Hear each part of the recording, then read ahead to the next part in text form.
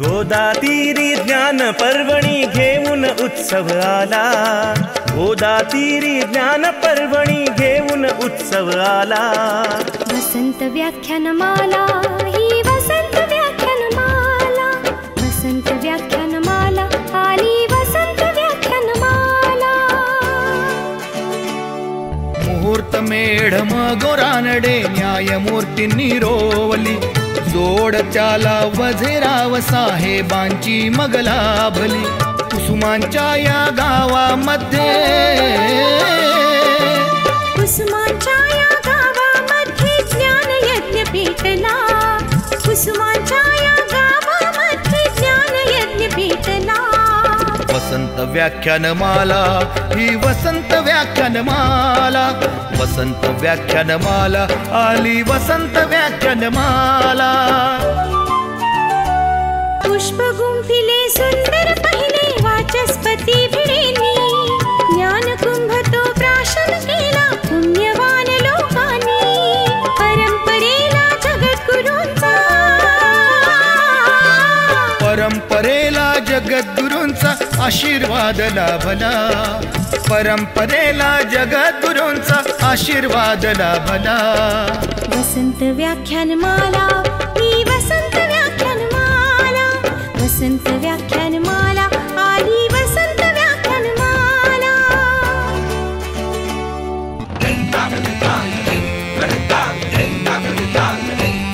अहो देव मामले दार पटांगण फुलू फुलू लागले, लोकहिताला शिलेदार ही निस्वार्थी लाभले।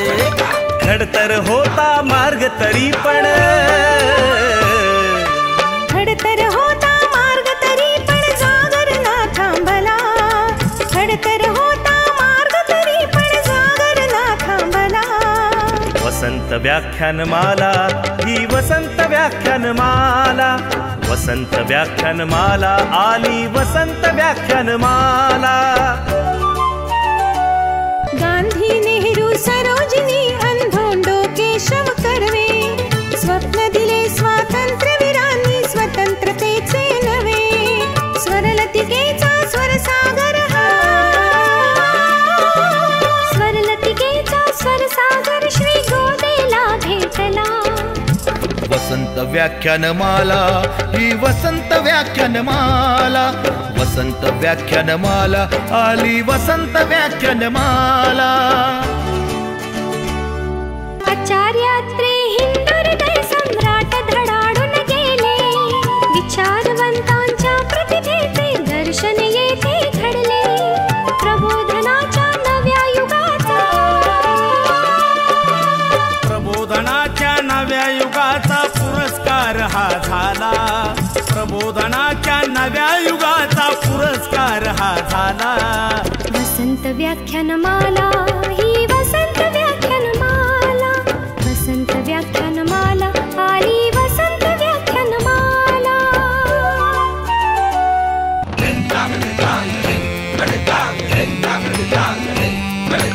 वैभवशाली परंपरेला जतन करूया सारे, ज्ञानामृत हे घेण्यासाठी गोदा काठी या रे।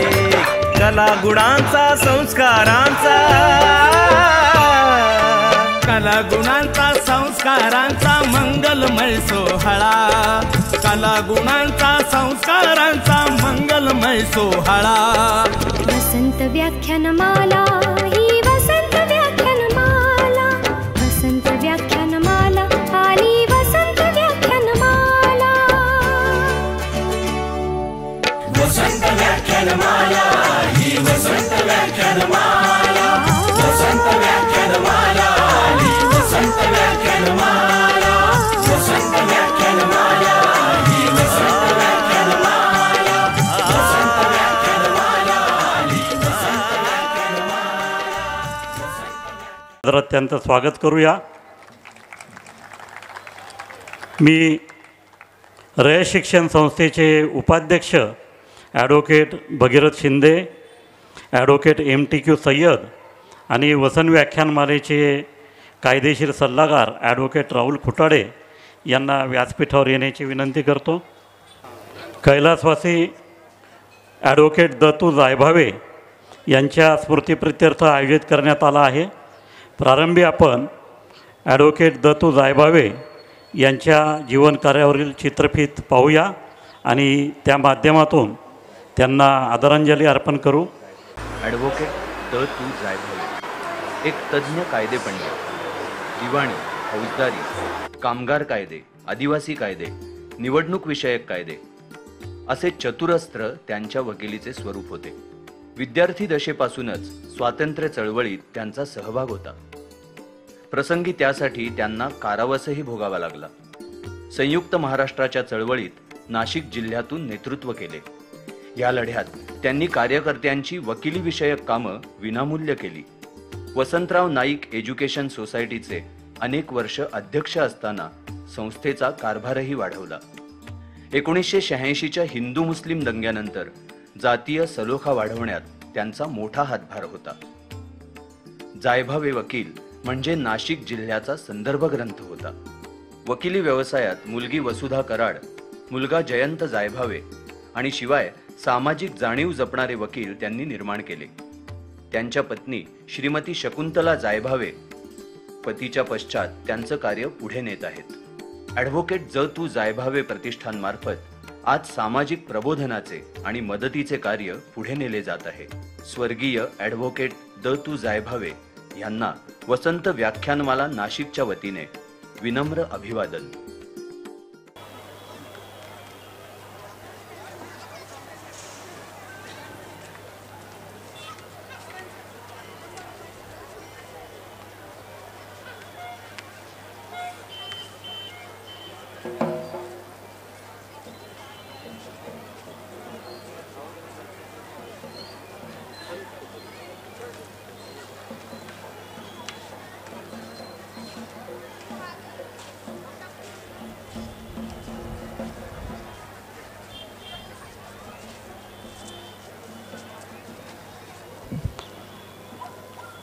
आजचं व्याख्यान नाशिकचे सुप्रसिद्ध उद्योगपती श्रीरंग सारडा यांच्या सिटी सेंटर मॉल यांच्या सहकार्याने पार पडत आहे. सिटी सेंटर मॉलची एक चित्रफित आपण या ठिकाणी बघूया.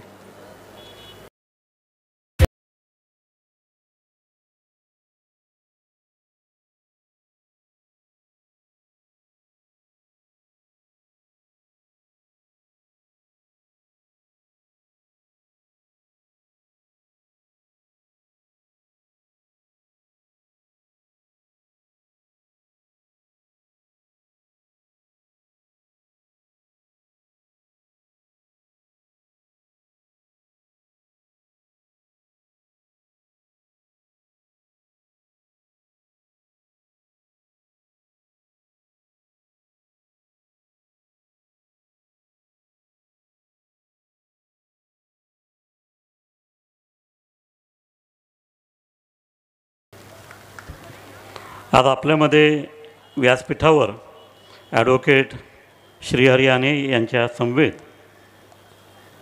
ॲडव्होकेट दत्तू जायभावे यांचे सुपुत्र आणि नॅशनल बार असोसिएशनचे उपाध्यक्ष ॲडव्होकेट जयंतराव जायभावे, व्याख्यानमालेचे कायदेशीर सल्लागार राहुल खुटाडे, त्याचबरोबर रयत शिक्षण संस्थेचे उपाध्यक्ष आणि ज्येष्ठ विधिज्ञ ॲडव्होकेट भगीरथ शिंदेसाहेब, MTQ सय्यद साहेब व्यासपीठावर उपस्थित आहेत. या सर्व पाहुण्यांचं मी मनपूर्वक स्वागत करतो. आज ॲडव्होकेट श्रीहरी आणे हे पक्षांतर बंदी कायद्यातील पळवाटा व उपाय हा सध्याच्या काळातला अतिशय ज्वलंत विषयावर आपल्याशी संवाद साधणार आहेत.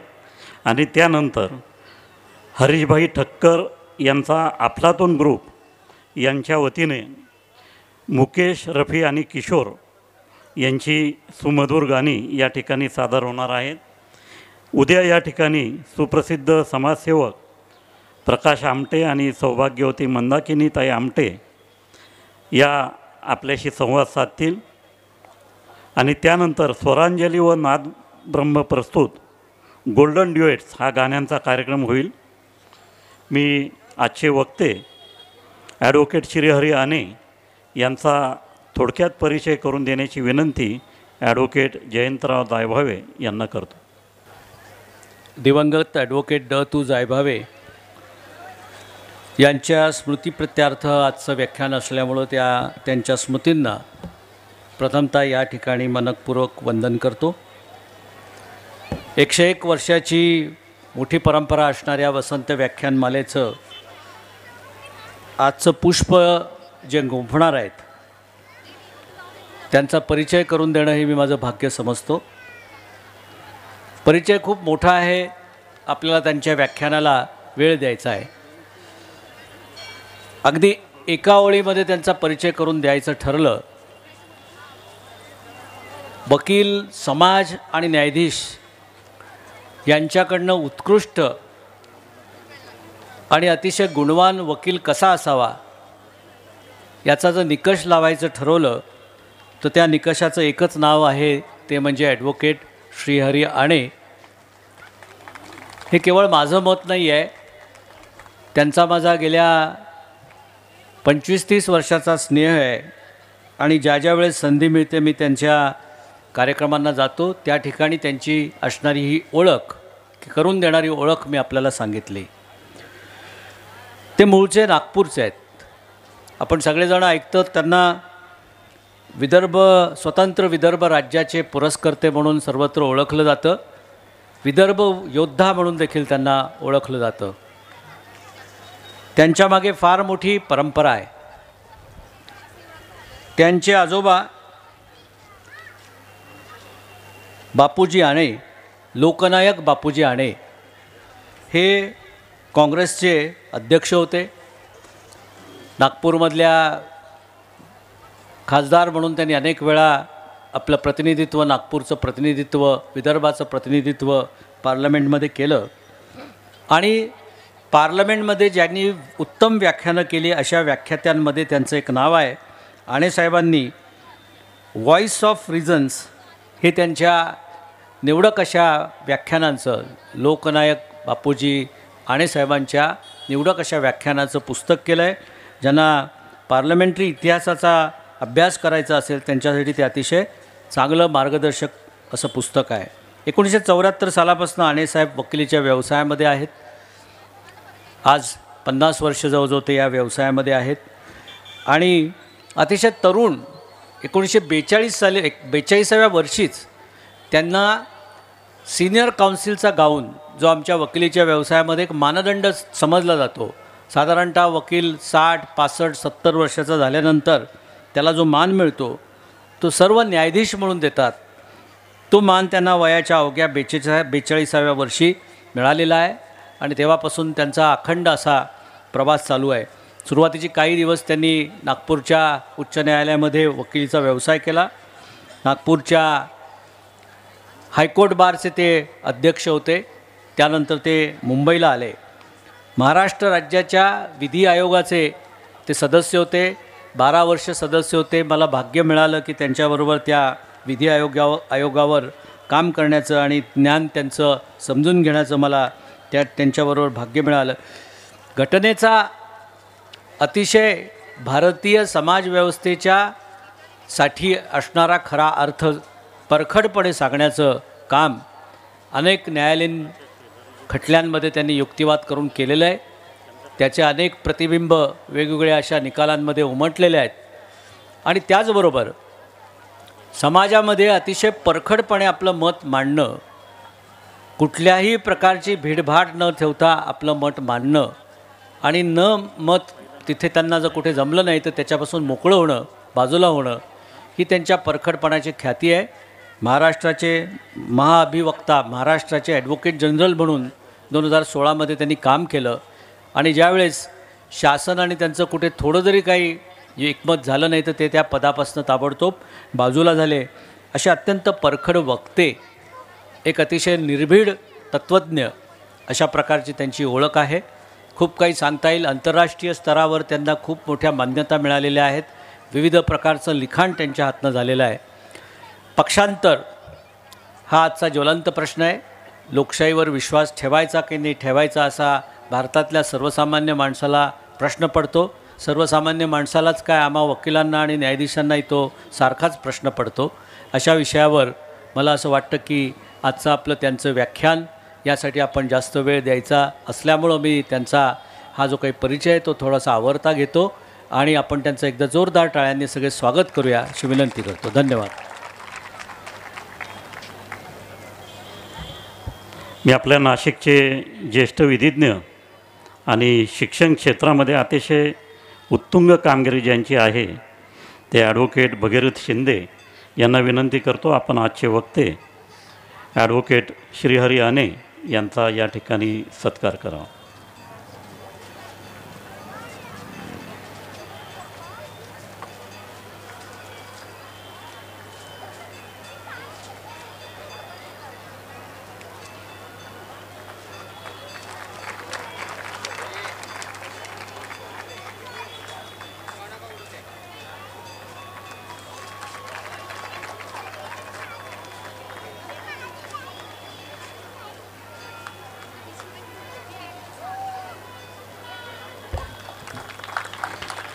मी ॲडव्होकेट विद्युलता तातेड यांना विनंती करतो आपण कृपया व्यासपीठावर यावं आणि आजच्या व्याख्यानाचे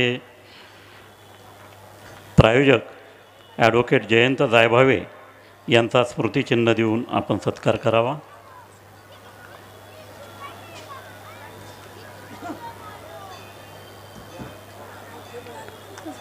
ॲडव्होकेट भगीरथ शिंदे यांचा सत्कार राजेंद्र बापना करतील.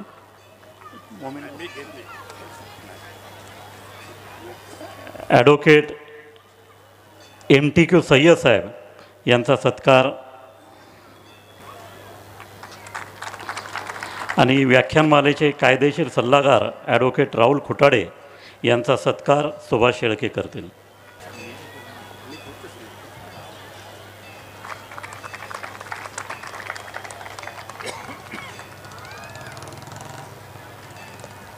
आपण सर्वजण ॲडव्होकेट श्रीहरी अने साहेब यांची व्याख्यान ऐकण्यासाठी उत्सुक आहोत.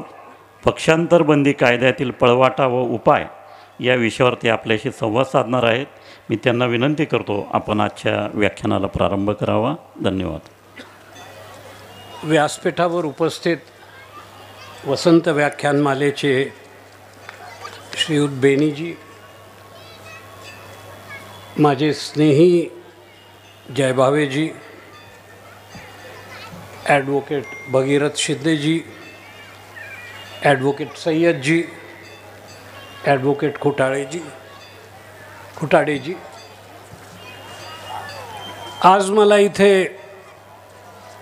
येण्याचं भाग्य मिळालं याच्याबद्दल मी जितकं सांगीन तेवढं कमी आहे. माझ्याबरोबर माझ्या पत्नींना आणि मला गंगा आरतीचा एक मोठा सन्मान देण्यात आला आणि त्याच्याकरता मी नाशिकचा नेहमीच ऋणी राहीन. आजच्या भाषणाचा जो विषय आहे तो सोपा नाही आहे. इनफॅक्ट माझ्या पत्नी ज्या इथे हजर आहेत त्यांनी मला सांगितलं की तुम्ही मुद्दाम कठीण विषय कशाला घेत बसता. आणि मी त्यांना म्हटलं की काही काही विषय महत्त्वाचे असतात आणि ते मांडण्याची गरज असते. माझा जो कोर्टातमधला थोडाफार अनुभव आहे त्याच्या भरोशावर मी आपल्याला आश्वासन देतो की विविध न्यायमूर्तींपुढे गेल्यानंतर त्यांच्या आकलनाची मर्यादा उच्चतम आणि न्यूनतम हे लक्षात घेतल्यानंतर कोणताही विषय कितीही कठीण असला तरी काही नाही तरी याच्याबद्दल आपल्याला फी मिळाली आहे या जाणीवेने तो एक्सप्लेन करणं भाग असतं म्हणून तो केला जातो. इथे एक त्यामानाने कठीण विषय मी शक्यतो माझ्या परीने सोप्या शब्दात आपल्याला समजावून सांगेन. भाषण खूप लांब होणार नाही. भाषणाच्या अंती प्रश्नोत्तरं जर असतील तर मी आनंदाने जमल्यास उत्तरं द्यायचा प्रयत्न करेन. नाही जमल्यास नाही उत्तर माहिती म्हणूनही सांगेन आपल्याला. महाराष्ट्रामध्ये 2022 ते 2024 घडलेल्या घडामोडींचा आढावा घेणारं भाषण आहे हे. ऑक्टोबर 2019 आपल्या शेवटच्या विधानसभेच्या निवडणुका झाल्यात. त्याच्यामध्ये 288 सीटांमध्ये महाराष्ट्रात भाजपला 106 सीट्स मिळाल्या होत्यात. शिवसेना म्हणजे तेव्हा जी शिवसेना होती तिला 56 सीट्स मिळाल्यात. NCP तेव्हा जी NCP होती तिला 53 सीट्स मिळाल्यात. काँग्रेसला 44 मिळाल्यात आणि इंडिपेंडंटवर छोटे मोठे पक्ष असं सर्व धरून 29 सीट्स मिळाल्यात. हे स्वरूप निर्माण झालं 2019. 2020 ते 2022 अख्खा देश आणि त्याच्यात महाराष्ट्र येतो कोविडनी ग्रस्त झाल्यामुळे कोणीही फारसं काहीही केलं नाही. मला वाटतं हा शांततेचा काळ जो लाभला त्याच्यामध्ये एक इंग्रजी म्हणीप्रमाणे empty mind being a devil's workshop, आपल्या अनेक नेत्यांनी फावल्या वेळामध्ये अनेक योजना मांडून पुढे येणाऱ्या काळात किती गोंधळ घालून दाखवता येईल याचं एक नियोजन केलं. आपण म्हणालात मी परखड बोलतो, ती मी परंपरा सोडायला तयार नाही आहे. याच्याबद्दल मी भरपूर ऐकलेलं आहे, पण कुठेतरी सवय झालेली आहे ऐकून घेण्याची, म्हणून शब्द वापरतो ते विचारांतीच वापरतो. कुठेतरी या योजना फळास येत होत्यात आणि या महाराष्ट्राच्याच लेवलला नव्हे अख्ख्या देशभर होतं. हे काय घडलं महाराष्ट्रात याचा आपण विचार करूया. 2020 ते 2022 काळानंतर शिवसेनेमध्ये पार्टीच्या अंतर्गत वादविवाद सुरू झालेत. ह्यांना आपण पार्टीमधले वाद म्हणणे हे माझ्या मते उचित राहील, कारण जेव्हा या भाषणाच्या अंती मी स्पीकरनी दिलेल्या निकालावर येईल तेव्हा तुम्हाला त्याचा संदर्भ कळेल. हे वाद शिवसेनेच्या अस्तित्वाबद्दलचे नव्हते, शिवसेनेच्या भूमिकेबद्दलचे होते आणि शिवसेनेच्या नेतृत्वाबद्दलचे होते. ह्या सीमेत आपण त्याचा विचार करू. 29/6/2022 रोजी शिवसेनेच्या चीफ व्हिप सुनील प्रभू यांनी एक पार्टीची मीटिंग बोलावली. पार्टीमधली चालणारी ही धुमश्चक्री लक्षात घेऊन, आणि ती मीटिंग शिवसेना प्रमुखांच्या घरी बोलावण्यात आली. श्री प्रभू हे चीफ व्हिप होते. व्हिपचा अर्थ थोडक्यात सांगतो. जेव्हा एखाद्या सदनामध्ये, मग ते पार्लमेंट असो किंवा स्टेट लेजिस्लेचर असो, याच्यामध्ये विविध पार्टीज बसतात, तेव्हा प्रत्येक पार्टी स्वतःच्या पार्टीला लाईनीत ठेवण्याकरता कोणा एकाची नेमणूक करते. आणि लाईनीत ठेवणं हा शब्द मी माझ्या मनचा नाही काढला, इंग्रजी इतिहासातून येतो. कारण चीफ व्हिप हा स्वतःचा चाबूक फटकारत असतो सगळ्यांनी रांगेत चालण्याकरता. लोकांकडून, निवडलेल्या लोकांकडून अपेक्षा असते की ते त्यांची वाटचाल पार्टीच्या मताप्रमाणे करतील, आणि हे करण्याकरता लोकांना चीफ व्हिपचं म्हणणं ऐकावं लागतं. चीफ व्हिप हा 1 लाईन व्हिप मांडतो, म्हणजे माझं म्हणणं ऐका नाहीतर बरोबर होणार नाही. 2 लाईन व्हिप मांडतो, हे बघा मी सांगितलं होतं तुम्हाला माझं म्हणणं ऐकायला पाहिजे, तुम्ही नीट वागत नाही आहात. किंवा 3 लाईन व्हिप मांडतो, म्हणजे आता बघा मी तुमचं काय करून दाखवतो ते. अशा तऱ्हेचे त्याचे आदेश असू शकतात. 1 लाईन व्हिप, 2 लाईन व्हिप किंवा 3 लाईन व्हिपमध्ये. हा 3 लाईन व्हिप होता. मीटिंगला या. एकनाथ शिंदेजी आणि त्यांच्याबरोबरचे काही लोक मीटिंगला गेले नाहीत. का? कारण त्याच दिवशी त्यांची दुसरी मीटिंग चालू होती. तथापि काही लोक गेले. एव्हिडन्स असं दाखवतो, आणि हा एव्हिडन्स स्पीकरच्या पुढच्या ट्रायलमध्ये पुढे येतो की काही लोकांना मीटिंगमध्ये प्रवेश मिळू दिला, काही लोकांना बाहेर बसवण्यात आलं, आत येऊ दिलं नाही. थोड्याफार प्रमाणात शिंदे गटाच्या मीटिंगमध्येही स्थिती अशीच होती. जेव्हा विविध पार्टीजनी ॲफिडेव्हिट सादर केलेत स्पीकर पुढे, त्याच्यात दोघांनी एकमेकांविरुद्ध ऑलमोस्ट मिरर ऑपोजिट ज्याला म्हणता येईल, आरशात बघणारं प्रतिबिंब जितकं एकमेकांचं स्पष्टपणे चित्र दाखवतं, त्या प्रतिबिंबाप्रमाणे एकमेकांवरचे आरोप चालले आहेत. तुम्ही आला नाहीत, आम्ही तर आलो होतो, तुम्ही आम्हाला बाहेर बसवलं. आम्ही आलो नव्हतो, पण तुम्ही आम्हालाही बोलावलं नाहीत, आमच्यापर्यंत निमंत्रण कुठे आलं. दोघंही एकमेकांबद्दल तेच सांगतात. असो, त्या मीटिंगमध्ये मातोश्रीमधल्या शिवसेनेने एकनाथजी शिंदेंना पार्टी प्रमुखच्या पदावरून हटवलं. तसंच अजय चौधरींना त्यांच्या जागी नेमणूक केल्या गेली. आणि ह्या नेमणुकीचं पत्र आणि या हटवण्याचं पत्र स्पीकरना पाठवण्यात आलं. त्यावेळेला कोणी स्पीकर नव्हते, म्हणून डेप्युटी स्पीकरला ते पत्र गेलं. याचा संदर्भ काय हे मी तुम्हाला का सांगतोय, कारण शिंद्यांना रिमूव्ह करताना त्यांना party president in the house या पदावरून काढण्यात आलं.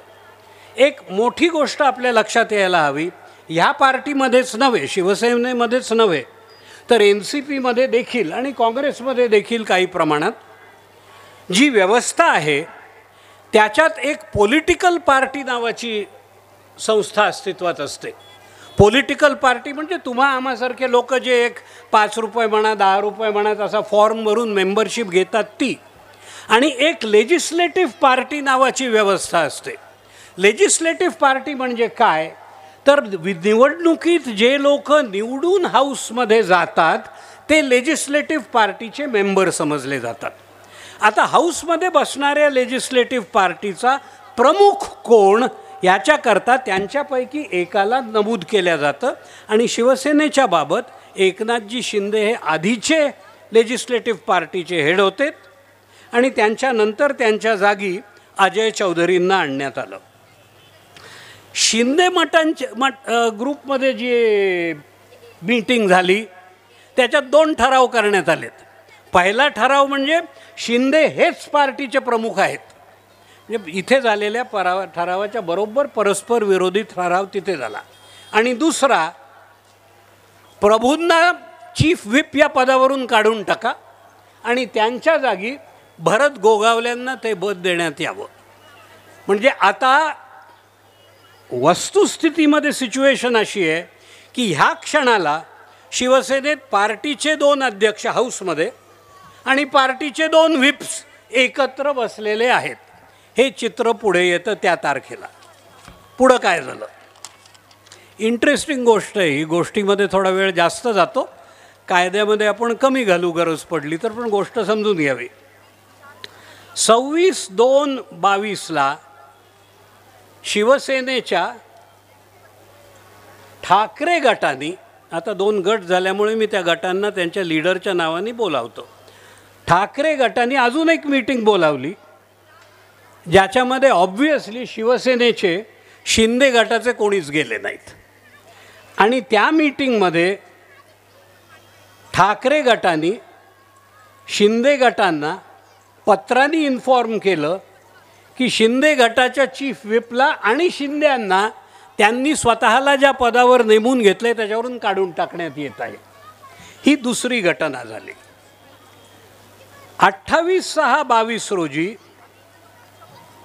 मध्ये जो काळ गेला त्या काळामध्ये अनेक पर्यटक गुजरातेत गेले आणि मग आसाममध्ये गेलेत आणि मग मनोरंजक कविता काय, झाडी काय, डोंगरच्या प्रकारच्या निर्माण करण्यात आल्यात आणि त्याच्यानंतर वाजत गाजत सगळी जंत्री पुन्हा मुंबईत हजर झाली. 28/6ला ऑपोजिशनचे नेते देवेंद्रजी फडणवीस यांनी गव्हर्नरना पत्र टाकलं की राज्यपालजी, आमचा ठाकरे गटाच्या सरकारवर विश्वास उरला नाही. तोपर्यंत मी सांगायला विसरलो, पण आपल्या लक्षात आलंच असेल की ठाकरे आपले काँग्रेसचे आणि पवार ग्रुपचे लोकांनी मिळून एक सरकार स्थापन केलं होतं जे कोविडच्या काळात आजारपणात गेलेलं होतं आणि कोविड आटोपल्यानंतर खडबडून जागं होतं, तर हे सगळं त्यांच्यासमोर दत्त म्हणून उभं राहिलेलं होतं. फडणवीसांनी पत्र टाकलं की या सरकारमध्ये आमचा विश्वास नाही, या सरकारला कॉन्फिडन्स वोट घ्यायला लावा. आता कॉन्फिडन्स वोट हा त्यामानाने नवीन प्रकार आहे. ओरिजिनल इंग्लिश कायद्यामध्ये नो कॉन्फिडन्स वोट असतो. कोणीतरी माझा या सरकारमध्ये विश्वास नाही म्हणून ठराव आणावा लागतो आणि त्याला तो ठराव तडीस न्यावा लागतो. ज्याच्यात विश्वास नाही त्याला फारसं काही करावं लागत नाही, सगळ्यांचा माझ्यात विश्वास आहे असं धरून चालावं लागतं. काही कालांतरानंतर भारताची पार्लमेंटरी पद्धत इंग्लंडपासून पुष्कळ बाबीत फरक पडते. वाईट आणि चांगला ह्याच्यातला भाग नाही, वस्तुस्थितीमध्ये वेगळ्या तऱ्हेची आपल्याकडे पद्धत आली. ती म्हणजे गव्हर्नर किंवा राष्ट्रपती एखाद्या सरकारबद्दल शंका निर्माण झाली तर त्या सरकारला सांगू शकतो की तुम्ही तुमचा कॉन्फिडन्स एस्टॅब्लिश करा, म्हणजे तुम्ही दाखवा की तुम्ही बहुमतात आहात. थोडक्यात प्रॉसिक्युटरच्या भूमिकेला अक्यूजच्या भूमिकेमध्ये कन्व्हर्ट करण्यात आलं. तुमच्यावर आक्षेप आहे की तुमच्यावरचा विश्वास गेला आहे, सिद्ध करा की तुमच्यावर लोकांचा विश्वास आहे. हा ठराव हा रिक्वेस्ट जेव्हा गव्हर्नरांना केला गेला त्यांनी त्याच दिवशी ताबडतोब ठाकरेंना म्हटलं आता अपियर व्हा आणि सांगा तुमचा काय सपोर्ट आहे तो दाखवा. मोठी चूक जी माझ्या मते ठाकरे साहेबांच्या हातून झाली ती त्या क्षणाला झाली. शरद पवारजी त्यांना सातत्याने सांगत होते काहीही झालं तरी राजीनामा देऊ नका, पण कुठेतरी कारणं काय आहेत मला माहीत नाही. टेलिव्हिजनवर जे पाहतो ते आपणही पाहिलेलं आहे. डझनावारी बॅगा चीफ मिनिस्टरच्या वर्षा बंगल्यामधून SUVजमध्ये भरभरून आणि चीफ मिनिस्टर कुटुंब सहपरिवार SUVजमध्ये बसून वर्षा बंगल्याच्या मलबार हिलच्या रस्त्याने जात जात जात बांद्र्याच्या त्यांच्या घरापर्यंत दुतर्फा रडणारे लोक उपस्थित असताना गेलेले आपण सर्वांनी पाहिलेलं आहे. हे जे चित्रण आहे ह्याला मला वाटतं जास्त महत्त्व दिल्या गेलं, तात्कालिकतेचा विचार जास्त केला गेला आणि रिपरकशन्सचा विचार कमी केला गेला. चूक कोणाची? जयभावेजी वकिलांची चूक आहे. कोणीतरी समजावून सांगायला पाहिजे होतं की राजीनामा दिल्यानंतर काय होतं ते. विचारलंही असेल किंवा नसेल, पण जर शरद पवारसारखे अनेक दशकं राजकारणाचं पाणी पिणाऱ्या माणसांनी जवळजवळ हात जोडून विनंती केली आहे राजीनामा देऊ नका, तर कुठेतरी विचार व्हायला हवा होता. एक्सपिरियन्सचा अभाव म्हणा, परिपक्वतेचा अभाव म्हणा, किंवा आजच्या 21व्या शतकातल्या काळात डमडम टमटमचा जो अत्यंत ओढ असतो लोकांना त्याचं कौतुक म्हणा, पण राजीनामा देऊन मुख्यमंत्री मोकळे होऊन घरी गेले. इफेक्ट काय झाला? पद रिकामं झालं.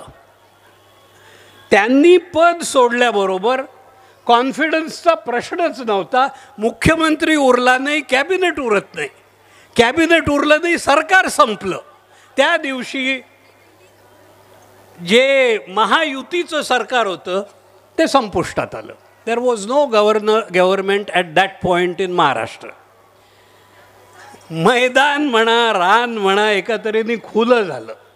आणि मग पुढल्या घटना ज्या घडायच्या त्या झाल्या. पुढल्या घटनांकडे वळायच्या आधी एक दोन अजून घटना सांगतो. गव्हर्नरनी ताबडतोब ओव्हरनाईट सकाळी, त्या लोकांना ही नवीन लागलेली सवय आहे की सूर्योदयाच्या आधी, सूर्याला नमस्कार करायच्या आधी नवीन लोकांना नमस्कार करणं हे प्राप्त व्हावं लोकांना, याचं नशीब. म्हणून त्यांनी ताबडतोब मुख्यमंत्री एकनाथजी शिंदे यांचं सरकार उपमुख्यमंत्री देवेंद्रजी फडणवीस यांच्याबरोबर घडवलं. सरकार अस्तित्वात आलं. सरकार अस्तित्वात आल्यानंतर गव्हर्नरनी त्यांना ताबडतोब सांगितलं कॉन्फिडन्स वोटमध्ये तुमची मेजॉरिटी प्रूव्ह करा. हे उचित आहे, कायद्याला धरून आहे.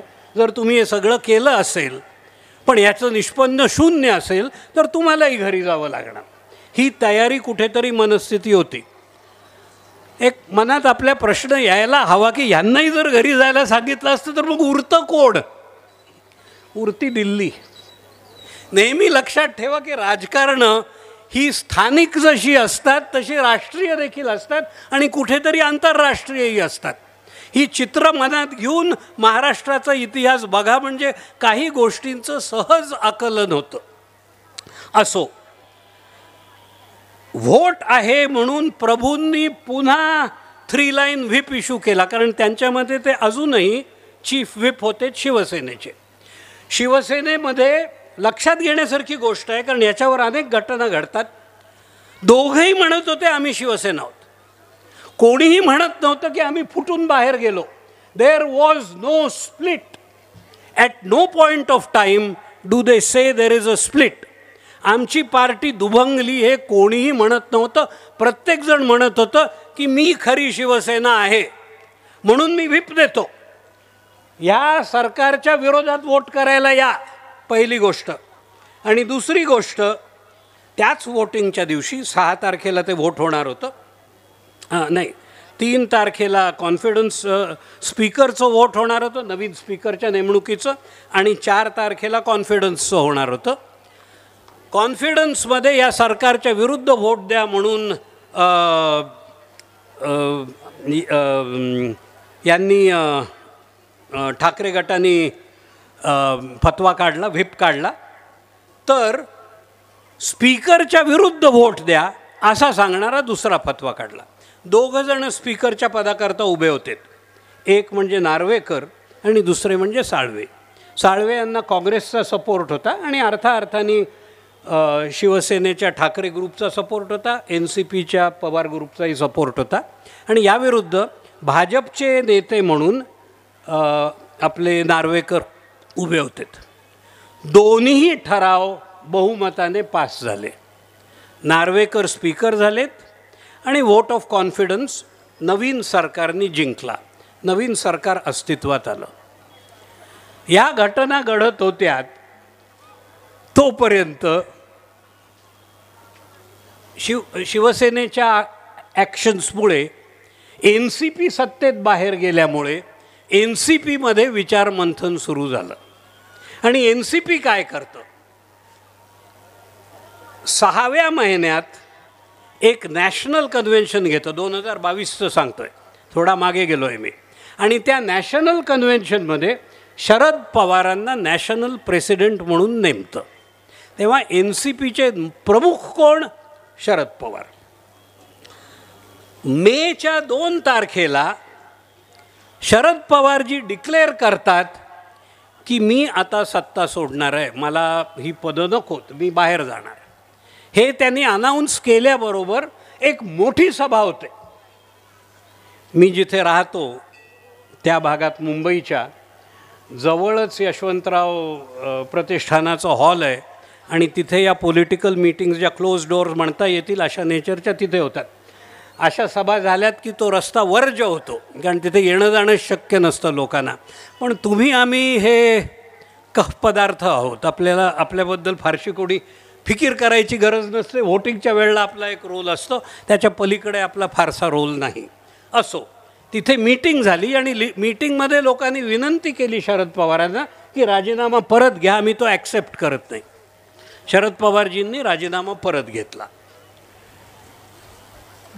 त्या महिन्याच्या नंतर ऑलमोस्ट इमिडिएटली जूनच्या 30 तारखेला NCPची दुसरी मीटिंग झाली, ज्याच्यामध्ये majority of the members of the NCPने अजित पवारांना पक्षाचा अध्यक्ष म्हणून नेमलं. ऑलरेडी शरद पवारजी आहेत अध्यक्ष, पण NCP जाऊन दुसरा पक्षाचा अध्यक्ष नेमतं. ज्याला आपण एखादं रूल बुक म्हणू, असं शिवसेनेने लिहिलेलं रूल बुक संपूर्णपणे NCP गिरवत आहे. काहीही फरक नाही सिच्युएशन्समध्ये, ज्या पद्धतीने तिथे होतं आहे. NCPने हे केल्याबरोबर अजित पवार काय करतात, 30 तारखेला पक्षाचे ते अधिकारी अध्यक्ष झाल्याबरोबर 2 तारखेला ते महाराष्ट्राचे उपमुख्यमंत्री म्हणून शपथ घेतात. आता 2 उपमुख्यमंत्री आणि 1 महामंत्री, चीफ मिनिस्टर, असं महाराष्ट्राचं चित्र निर्माण होतं. आणि ह्याच्यामध्ये भाजप वेगळं, पण शिवसेना दोन्हीकडे, ऑपोजिशनमध्ये आहे आणि हाऊसमध्येही आहे. NCP दोन्हीकडेही आहे, ऑपोजिशनमध्ये आणि हाऊसमध्ये रुलिंग साईडला बसलेला आहे. हे चित्र हाऊस पुढे येतं. आता हे इथे येऊन गोष्टी संपल्या असत्यात तर वेगळी गोष्ट आहे, पण अनेक कारणांनी त्या संपत नाहीत. का संपत नाहीत याला कायद्याची कारणं आहेत, आणि इथून माझं भाषण मनोरंजक राहणार नाही आहे. आत्तापर्यंत होतं असा माझा दावा नाही, पण इतिहास हा नेहमीच व्हॉट्सॲपच्या पलीकडे वाचायचा प्रयत्न केला तर फार मनोरंजक असतो. काय होतं, हाऊसमध्ये एकमेकांविरुद्ध डिस्क्वालिफिकेशनच्या नोटिसेस निघतात. या कशाखाली निघतात, कुठल्या आधाराने दिल्या जातात? आपल्या घटनेमध्ये, आणि मी त्याच्याबद्दल एक 3-4 मिनटात तुमच्याशी बोलणार आहे, एक 10th शेड्यूल नावाचा प्रकार आहे, आणि त्याच्यामध्ये विविध कलमं आहेत ज्याच्यामध्ये एक आचार सांगितलेला आहे. एका विशिष्ट टाईपची वर्तणूक नसली तर मेंबरला डिस्क्वालिफाय करण्याचा अधिकार स्पीकरना दिला गेलेला आहे. पण स्पीकरकडे कोणीतरी याचिका करावी लागते. You have to petition the speaker की अमुक अमुक माणसाला ह्या कलमाखाली यांच्या विरुद्ध ॲक्शन घेऊन याला बाहेर पाठवा, याला कमी करा. दोघंही जण, आणि मी या डिटेल्समध्ये जात नाही कारण डिटेल्स हे अति लंबे चौडे आहेत, पण तुम्हाला सांगू इच्छितो की शिवसेनेचे ठाकरे गट विरुद्ध शिवसेनेचा शिंदे गट हे एकमेकांना कमीत कमी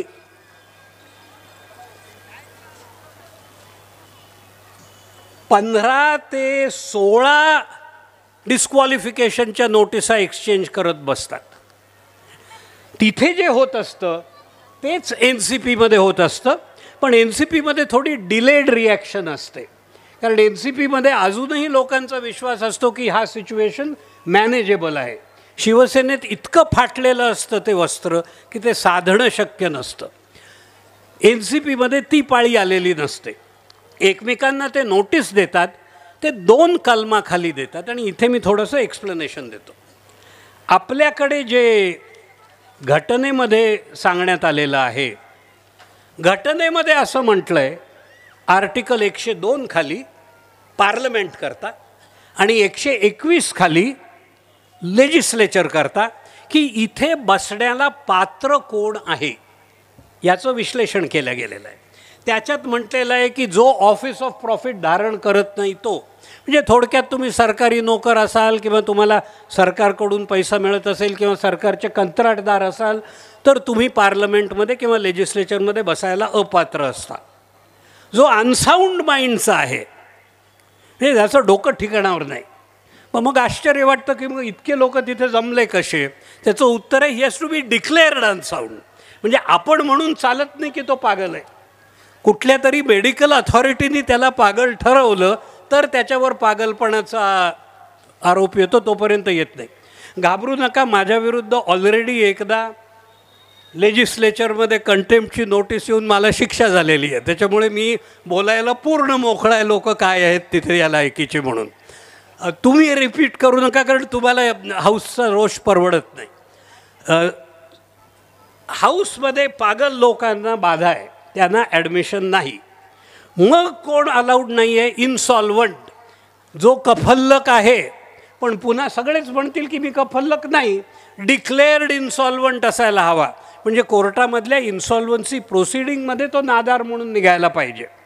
चौथा, जो सिटिझन नाही. त्याच्यामुळे आपल्याला कितीही वाटलं तरी आपण जो बायडेनला किंवा ट्रम्पला आपला अध्यक्ष म्हणून आणू शकत नाही, ते अलाउड नाही आहे आपल्याला. अजून कोण? पार्लमेंटने बनवलेल्या कायद्यामुळे ज्याच्यावर बंधनं आहेत तो. आणि पार्लमेंटनी काय कायदा बनवला त्याची गोष्ट तुम्हाला सांगतो. ती गोष्ट गमतीदार आहे. 1967 साली हरियाणामध्ये एक गयालाल नावाचा गृहस्थ होता. आता गयालाल हा मुळात इंडिपेंडंट म्हणून निवडून आला हरियाणाच्या लेजिस्लेचरमध्ये, पण काही दिवसांनी तो काँग्रेसमध्ये गेला. आणि काही दिवसांनी काँग्रेसमध्ये गेल्यानंतर त्याला ते फारसं पटलं नाही. म्हणून युनायटेड फ्रंटकडे परत आला. तर युनायटेड फ्रंटही त्याला पटलं नाही म्हणून पुन्हा काँग्रेसमध्ये गेला आणि परत काँग्रेसमध्ये पटत नाही म्हणून युनायटेड फ्रंटमध्ये आला. त्यावेळेला राव बिरेंद्र सिंगनी, जे काँग्रेसचे अध्यक्ष होते, त्यांनी त्यांना ये आयाराम गयाराम असं नाव दिलं. तो शब्द प्रचलित झाला. जे जो एक पार्टी सोडून दुसरीकडे जातो, दुसरी पार्टी सोडून पहिलीकडे जातो, अशा माणसाला आयाराम गयाराम म्हणायला लागले. हे केव्हा घडलं तर 1967 साली घडलं. पार्लमेंटच्या डोक्यात प्रकाश पडायला की ह्या पद्धती वाईट आहेत, ह्या पद्धती घातक आहेत, हे समजायला त्यांना 1985 साल लागलं. आणि 1985 साली त्यांनी 52व्या घटनादुरुस्तीने घटनेमध्ये 10th शेड्यूल नावाचा प्रकार आणला. 10th शेड्यूल म्हणजे काय? त्याच्यामध्ये कोण पार्लमेंट किंवा लेजिस्लेचरमध्ये बसण्याला कसा अपात्र होतो याचं विश्लेषण केलेलं आहे. त्याच्यातल्या दुसऱ्या कलमामध्ये 2 गोष्टी दिलेल्या आहेत. 2A म्हणतात, 21A म्हणतात, 21B म्हणतात. 1A मध्ये त्यांनी असं म्हटलेलं आहे की जो कोणी स्वतःच्या पार्टीची मेंबरशिप व्हॉलेंटरीली, आता व्हॉलेंटरीली हा शब्द चटकन इंग्रजीत तोंडात येतो, मला त्याचं भाषांतर शोधावं लागलं होतं. त्याचं भाषांतर आहे स्वइच्छेने पक्षत्याग ज्याने केला तो. तर स्वइच्छेने पक्षत्याग जर तुम्ही करता तर तुम्ही 10th शेड्यूलच्या 2A खाली अपात्र ठरता हाऊसमध्ये जाण्यासाठी. किंवा ज्या कोणी व्हिपचं उल्लंघन केलं असेल असा, त्याला 21B खाली व्हिपचं उल्लंघन केलं म्हणून अपात्रता मिळते, अपात्रता येते. हे ठरवणार कोण? अर्थात स्पीकर साहेब. का? घटनेने तसं म्हटलं आहे म्हणून. ह्याचा इम्पॉर्टन्स आहे, कारण आपल्या स्पीकरनी हे ठरवायला जरा फुरसतीने केलं ते काम. पण तेवढं जर सोडलं तरी देखील सुप्रीम कोर्टाने त्याच्यात जो हस्तक्षेप केला तो अक्षम्य आहे. अजून मला सुप्रीम कोर्टाच्या कंटेम्प्टमध्ये अंदर केलं नाही, पण ते दिवसही कदाचित फार दूर नाही आहेत. सुप्रीम कोर्टाने काही कायदा स्वतःच्या हातात घेतला. मी त्याच्याबद्दल तुम्हाला सांगणार आहे. काय होतं, ज्या वेळेला एखाद्याला वाटतं की समोरचा माणसाने स्वतःच्या आमच्या पक्षाचा त्याग केलेला आहे, त्यावेळेला असा माणूस हाऊसचा मेंबर असला तर तो एक कंप्लेंट स्पीकरकडे करतो की ह्याला डिस्क्वालिफाय केला. तशीच कंप्लेंट केल्या जाते एखाद्याने व्हिपचा आदेश ऐकला नाही तर. आता स्पीकरकडे मी तुम्हाला सांगितलं तसं भरभराटीने कंप्लेंट्स येऊन पडल्या होत्या. 50-52 कंप्लेंट्स होत्या त्याच्यापुढे, वेगवेगळ्या लोकांनी एकमेकांविरुद्ध केलेल्या. त्याची छानबीन करणं, आपल्या सरकारी वकिलाच्या खाकीडोकीपणातून त्या प्रोसेसमधून काढणं, याच्यात त्यांना वेळ लागत होता. असो, स्पीकरनी, डेप्युटी स्पीकरनी, म्हणजे नार्वेकर यायच्या आधी जे स्पीकर होते त्यांनी नोटिसा काढल्यात त्या कंप्लेंटवर ताबडतोब, ज्या दिवशी त्यांना मिळाल्यात त्या दिवशी. त्याच्यानंतर नार्वेकर आलेत. त्या नोटिसांना घेऊन शिवसेनेचा शिंदे गट सुप्रीम कोर्टात जातो आणि म्हणतो या नोटिसांना स्टे करा. त्या नोटीस एकाच कलमाखाली होत्यात आणि ते कलम म्हणजे तुम्ही पक्षत्याग केला. कारण आम्ही कधीच पक्षाबाहेर गेलो नाही, आम्हीच पक्ष आहोत, तेव्हा तुम्ही आम्हाला नोटीस कशी देता, या धर्तीवर ते सुप्रीम कोर्टात जातात. सुप्रीम कोर्ट अर्जंटली केस ऐकून त्यांना ह्या नोटीसला उत्तर द्यायला वेळ वाढवून देतं, स्टे देत नाही. मॅटर चालू आहे हाऊसमध्ये, स्टे मिळालेला नाही, पण उत्तर 7 दिवसात द्यायच्याऐवजी सुप्रीम कोर्ट म्हणतं ठीक आहे, थोडं फुरसतीने द्या, तुम्हाला नाशिकला ते गंगेचं दर्शन करून यायचं आहे, तेही आटोपून घ्या, बाकी काय गोष्टी असतील त्या पाहून घ्या. सुप्रीम कोर्टाचा एक, काय शब्द वापरावेत मला माहीत नाही, नॉन लिगल रोल असतो, तो पुष्कळदा तुम्हाला बघावा लागतो. तो दिसण्याकरता आम्हाला दिव्य चक्षूची गरज नसते, सद्सद विवेक बुद्धीची गरज असते. पाहिलं तर तुम्हाला कळेल की ज्या बाबतीत एक गाव की 2 तुकडे करता आले असते त्या बाबतीत सुप्रीम कोर्ट वेळ देतं. आणि साहेब खरंच एक भाव की 2 तुकडे करता आले असते का? नाही, करता आले नसते. का? कारण हा अधिकार सुप्रीम कोर्टाचा नाही आहे, हा अधिकार स्पीकरचा आहे. सुप्रीम कोर्ट तो अधिकार स्वतःकडे ॲब्रोगेट करायची पॉवर नाही, हे मी म्हणत नाही आहे. किहोटो होलोहान म्हणून कितवी साली झालं बाबा ते केस मला आठवत नाही, जसजसं माझं वय वाढतं हे ब्लड प्रेशर मेडिसिनचं रिझल्ट आहे, विस्मृती व्हायला लागते, सांभाळून घेत जा. किहोटो होलोहानमध्ये सुप्रीम कोर्टाने म्हटलं आहे की आमच्याकडे असली भांडणं घेऊ नका येऊ, तुमचं उचित रेमेडी हा स्पीकर आहे, स्पीकरनी ही भांडणं ठरवायला पाहिजेत, हे त्यांनीच म्हटलेलं आहे. आणि तेच आनंदाने या स्पीकरहून ऐकायला बसतात. सुप्रीम कोर्ट काय म्हणू शकलं असतं? सुप्रीम कोर्ट तिथल्या तिथे म्हणू शकलं असतं आम्ही ही पेटिशन रिजेक्ट करतो, तुमची रेमेडी स्पीकर पुढे आहे, तुम्हाला जो 1 हप्ता वेळ दिला आहे तो अयोग्य आहे असं आम्हालाही वाटतं, तुमचं गंगापूजनाचं काम किती महत्त्वाचं आहे आम्हाला समजतं, आम्ही तुम्हाला 1 महिना वेळ देतो. पण सुप्रीम कोर्टावर प्रेशर कसलं होतं की स्पीकर साहेबांनी जवळजवळ 6 महिने काही केलं नाही असं त्यांना वाटत होतं. तसं काही वस्तुस्थिती नाही, कारण तिथे पुष्कळ घडत होत्यात, या घटना रोजच्या चालू होत्यात हाऊसमध्ये. असो, दिल्ली थोडी दूर आहे, त्यांना महाराष्ट्र दिसायला वेळ लागतो, पुष्कळदा बघताना दुर्बिणीची चुकीच्या बाजूनी ते बघतात, ही गोष्ट सोडून द्या. पण ॲज अ फॅक्ट त्यांना तिथल्या घटना ज्या होत्यात त्याचं ज्ञात नसल्यामुळे सुप्रीम कोर्ट म्हणालं की आम्ही हे बघणार आहोत पण थांबा.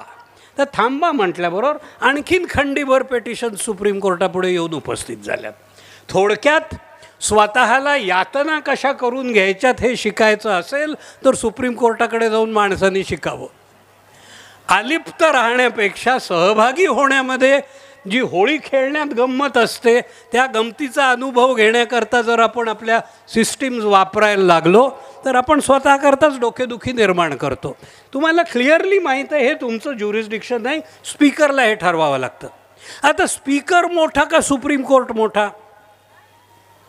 मी उत्तर एका शब्दात सांगतो, दोघंही समान आहेत कायद्यात.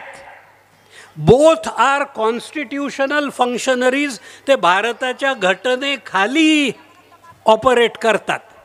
कक्षा अलग आहेत, त्यांना दिलेले अधिकार हे घटनाप्राप्त अधिकार आहेत, घटनासिद्ध अधिकार आहेत. आणि त्या अधिकारामध्ये वापताना सुप्रीम कोर्टाने स्वतःच्या अधिकाराचं कडबोळं हळूहळू वाढवत वाढवत वाढवत चकली इतकं मोठं केलं आहे आणि आमच्या विदर्भात घीवर घालतात तेवढं कढईवरही मोठं करून दाखवायची त्यांची तयारी आहे.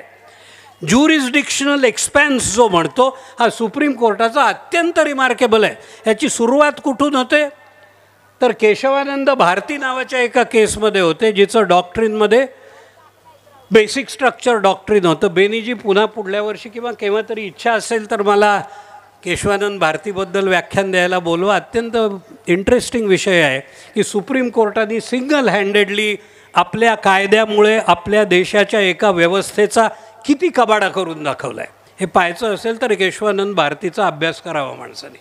बेसिक स्ट्रक्चर नावाची एक गोष्ट आहे म्हणून त्यांनी म्हटलं, जेणेकरून त्यांच्या मते घटनेतले काही भाग तुम्हाला बदलता येत नाहीत आणि बाकीचे भाग सोडा. एक भाग जो तुम्हाला बदलता येत नाही तो म्हणजे हा की सुप्रीम कोर्टाच्या कायद्याचे अधिकार काय आहेत हे सांगणारा कायदा तुम्हाला आणता येत नाही. आम्ही आमचे अधिकार ठरवू. मग त्या अधिकाराची व्याप्ती किती, तर पुढले न्यायाधीश कोण होतील हेही आम्हीच ठरवू, तुम्ही सांगू नका. अहो साहेब, तुम्हाला न्यायाधीश करायच्या आधी इन्कम टॅक्सचं डिक्लरेशन, तुमची वेल्थ हा आमच्या न्यायदानाच्या क्रियेच्या हक्कावर आघात आहे, आम्ही हे देणार नाही. अहो पण इवन कॉर्पोरेटरला द्यावं लागतं साहेब की काय मालमत्ता आहे त्याची, तुम्ही का देत नाही? नाही नाही, ते आमच्या न्यायदानाच्या हक्कावरच्या अधिकारांना बाधा आहे असं आम्ही केशवानंद भारतीच्या जजमेंटमध्ये म्हटलेलं आहे. तिथून या कायद्याची सुरुवात होते. इंटरेस्टिंग कायदा आहे. असो, केशवानंद भारतीच्या ह्या व्याप्तीचा उपयोग करून स्पीकरच्या कारभारात आम्ही दखल नाही घेऊ शकत, पण स्पीकरनी दिलेला निर्णय हा न्याय्य आहे का अन्याय्य आहे हे ठरवण्याचे अधिकार आम्ही राखतो, हे म्हटलेलं आहे. आणि हे कियोटो होलोहानमध्ये म्हटलेलं आहे. सध्याच्या सुप्रीम कोर्टाने माननीय मुख्य न्यायमूर्ती चंद्रचूडांच्या खंडपीठाने याच्यात सुरुवात झाली, पण त्याची मूव्हमेंट ऐकण्याकरता कॉन्स्टिट्यूशन बेंचमध्ये नेल्या गेली. कॉन्स्टिट्यूशन बेंच म्हणजे काय, तर कमीत कमी 5 न्यायमूर्ती आणि जास्तीत जास्त सर्व न्यायमूर्ती एकत्र बसून एखादी केस ऐकतात, तर तिला कॉन्स्टिट्यूशन बेंच म्हटल्या जातो. ही केस कॉन्स्टिट्यूशन बेंच पुढे जाते. वादी प्रतिवादी ब्रिलियंट आर्ग्युमेंट्स करतात, वाचण्यालायक आर्ग्युमेंट्स आहेत. तुम्हाला कोणते वकील आवडोत न आवडोत हा तुमच्या आवडीनिवडीचा प्रश्न असू शकतो, पण वकिलांच्या विद्वत्तेबद्दल तसू इतकी शंका बाळगण्याची गरज नाही. अप्रतिम आर्ग्युमेंट्स दोन्ही बाजूनी झालेले आहेत. सुप्रीम कोर्टाचे कारभार आता तुम्हाला लाईव्ह बघता येतात. जुने कारभार काढून बघा, तुम्हाला दिसेल काय होतं. त्या कारभाराअंती स्पीकरला आदेश दिले जातात.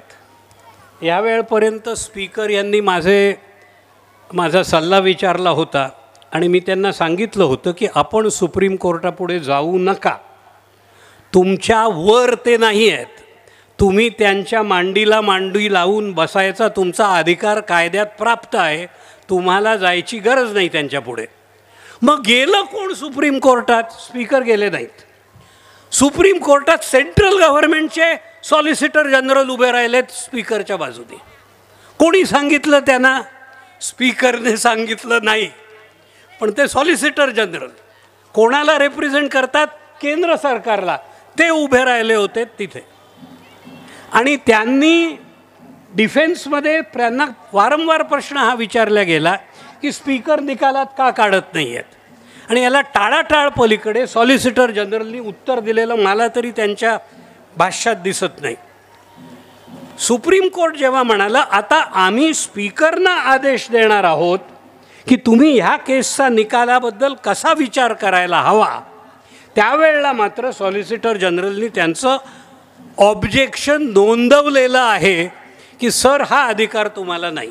स्पीकर त्याचं कोर्ट, स्पीकर त्यावेळेला कोर्ट म्हणून बसतो. He does not sit as a leader of the house, he sits as a court. तो कोर्ट चालवतो. ॲक्च्युली साक्षी पुरावे होतात त्याच्यापुढे, वकील येऊन आर्ग्यू करतात आणि मग न्याय दिला जातो. स्पीकर ॲज अ कोर्टचे अधिकार कसे वापरायचे हे स्पीकरला ठरवू न देता सुप्रीम कोर्ट त्यांना 3-4 आदेश देतो. ते आदेश बघण्यालायक आहेत. ते काय म्हणतात त्यांना? ते म्हणतात इथे बघा, तुम्हाला हे ठरवायला हवं की खरी शिवसेना कुठली आणि दुसरी खरी शिवसेना नसलेली शिवसेना कुठली. का? कारण दोघंही म्हणत असतात आम्ही शिवसेना आहोत, आणि दोघंही जर शिवसेना आहेत तर मग 2-1 खाली काय किंवा 2-1 खाली काय, कोणी पक्ष सोडला किंवा कोणी व्हीप मोडला आहे कसं ठरवाल? आधी कोणाला तरी खरी कुठली शिवसेना आहे हे तुम्ही ठरवायला पाहिजे. आता हा आदेश सुप्रीम कोर्टाने दिला, योग्य केलं, आदेशात काही चूक नाही आहे. पण हा आदेश समजण्या इतकी क्षमता माननीय स्पीकरमध्ये होती आणि त्यांना बरोबर वकिलांचा सल्ला मिळण्याची मार्ग त्यांना माहीत होते. त्यांना इतकं समजू शकत होतं की आपल्याला आधी ठरवणं भाग आहे की शिवसेना कोणती. आता नुसतं शिवसेना कोणती म्हणून गोष्ट संपणार नव्हती. शिवसेनेचं मग लीडर कोण? प्रत्येक छोटा मोठा माणूस कमी जास्त प्रमाणात स्वतःची लीडरकी सांगत होता. मग खरी शिवसेना ही तर तिचा खरा लीडर कोण, आणि खरा लीडर कोणच्या पुढे मग खरा व्हीप कोण हे आलं. या गोष्टी स्पीकरने डिसाईड कराव्यात. हे केल्यानंतर 2A किंवा 2B खाली कुठलं कलम लागू होतं ते त्याला पाहायला सोयीचं जाईल. इतकं म्हणून सुप्रीम कोर्ट थांबलं नाही. कुठेतरी त्यांना वाटलं की आपण जर हे स्पष्टीकरण दिलं नाही की खरी शिवसेना कुठली हे ठरवण्याकरता काय इक्विपमेंट हवं, तर कदाचित स्पीकर गांगरून जातील. स्पीकर स्वतः वकील आहेत, हायकोर्टाचे वकील आहेत, मुंबई हायकोर्टात प्रॅक्टिस केलेले वकील आहेत. स्पीकर हे कमीत कमी 3 पक्षांतरातून स्वतः पार पडले आहेत. त्यांना पक्षांतराचा कायदा व्यवस्थित समजतो. तरी देखील त्यांच्या मनामध्ये कुठल्या तऱ्हेचा प्रॉब्लेम असू नये म्हणून का होईना सुप्रीम कोर्टने त्यांना पलीकडले आदेश दिलेत आणि त्या आदेशात सुप्रीम कोर्ट काय म्हणतं? सुप्रीम कोर्ट म्हणतं की कुठली खरी पार्टी आहे हे ठरवण्याकरता पार्टीची कॉन्स्टिट्यूशन बघा. दुसरं, पार्टीचं लीडरशिप स्ट्रक्चर बघा, पार्टीची काय व्यवस्था आहे लीडरशिपची याचा विचार करा. आणि शेवटचं, ह्या 2 निकषांवर तुम्हाला जर काही उत्तरं मिळत नसतील तर हाऊसमधल्या मेजॉरिटीचा विचार करा. हे सुप्रीम कोर्ट त्यांना सांगतं. हे 3 निकष अत्यंत घातक ठरले. कोणाकरता? ठाकरे गटाकरता आणि पवार गटाकरता. म्हणजे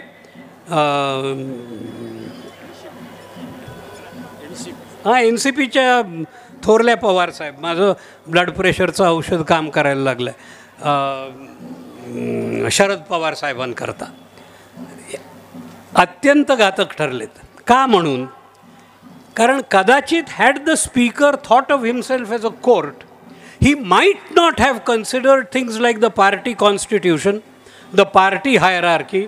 त्यांनी त्यांच्या समोर ज्या घटना घडल्या होत्या त्या बेसिसवर कदाचित निर्णय दिला असता तर वेगळा निर्णय येऊ शकत होता. पण सुप्रीम कोर्टाने नुसतेच त्यांचे हातही नाही बांधून ठेवले आणि पायही नाही बांधून ठेवले, तर त्यांच्या डोळ्याला झापडं बांधलीत. याच चाकोरीतून बघा, इकडे तिकडे बघू नका, ते तुम्हाला आम्ही अलाऊ करत नाही. काहीही अधिकार कायद्यामध्ये सुप्रीम कोर्टाला हे आदेश देण्याचा नव्हता. या आदेशाचा तडाखा जो बसला तो ठाकरे गटाला बसला आणि शरद पवारजींच्या गटाला बसला. कसं ते तुम्हाला सांगतो.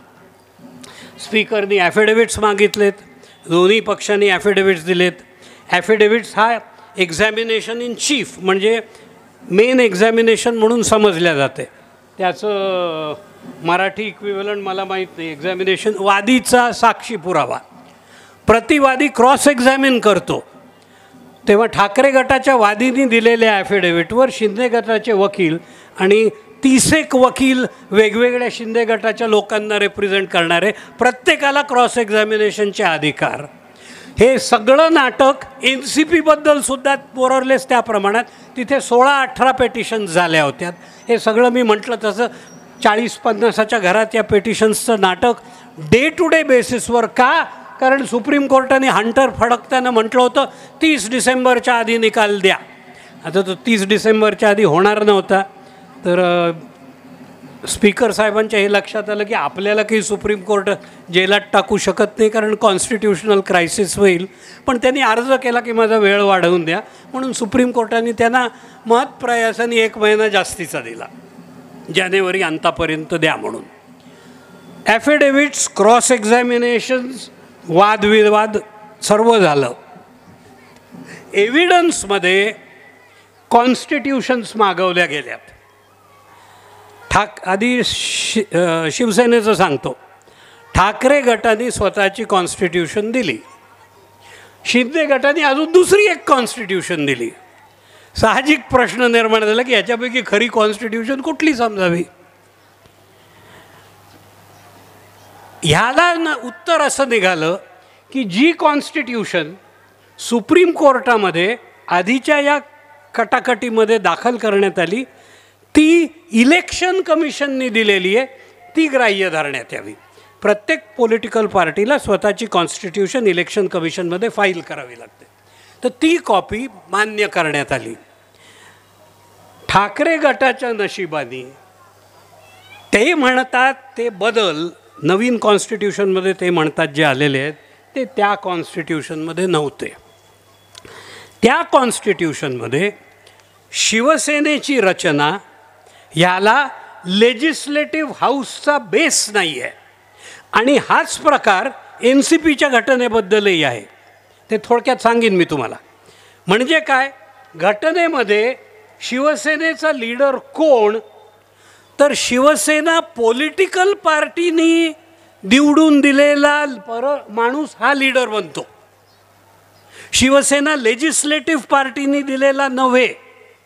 लेजिस्लेटिव्ह पार्टी म्हणजे कोण, हाऊसमधली पार्टी, ज्याच्यामुळे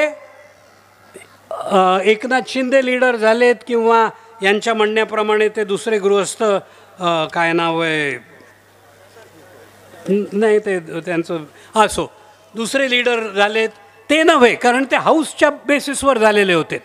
if you look at the persons elected by large body of primary members, त्यांचं अस्तित्व हे झालं. वरचा माणूस कोण, घटना कुठली, तर इलेक्शन कमिशन दिलेली. स्ट्रक्चर काय, तर त्याच्यामध्ये अनफॉर्च्युनेटली उद्धवजींना स्थानच नव्हतं, कारण ते स्टेटनी इलेक्ट केलेल्या त्यांच्या हाऊसच्या बेसिसवर आलेले नव्हते. ते त्यांचा वारसा मातोश्रीच्या थ्रू बाळासाहेबांपर्यंत दाखवू शकतात, पण लोकांनी त्यांना नेमून दिलं हे ते दाखवू शकत नव्हते. लोकांनी नुसतंच त्यांनाही नेमून दिलं नव्हतं, पण इतर लोक जे त्यांच्या भरोशावर बसले होते, मग ते एकीकडे प्रभू असोत, देसाई असोत, किंवा गोगावले असोत, किंवा शिंदे असोत, कोणालाही ती पोच नव्हती की घटनेखाली आम्ही पदाधिकारी आहोत दाखवायची. थोडक्यात दोन गोष्टीवर स्पीकर म्हणतात की यांना कॉन्स्टिट्यूशनमधून आपण कायदेशीर सत्ता राबवतो हे दाखवता येत नाही आहे, आणि कॉन्स्टिट्यूशनमधून हे पोस्ट ऑक्युपाय करू शकतात हेही मला दिसत नाही आहे. दोघंही बाजूंचं म्हणणं होतं, हो पण आम्ही साक्ष देऊन दाखवतो तुम्हाला की आम्ही किती मोठे आहोत ते. इथे सुप्रीम कोर्टाचा ब्लिंकर लावण्याची खोड त्यांच्या आड येते. स्पीकर आनंदाने हात वर करून म्हणतात ते माझ्या अखत्यारीत नाही. सुप्रीम कोर्टाने मला असं चाल म्हणून सांगितलं, मला असंच चालावं लागतं.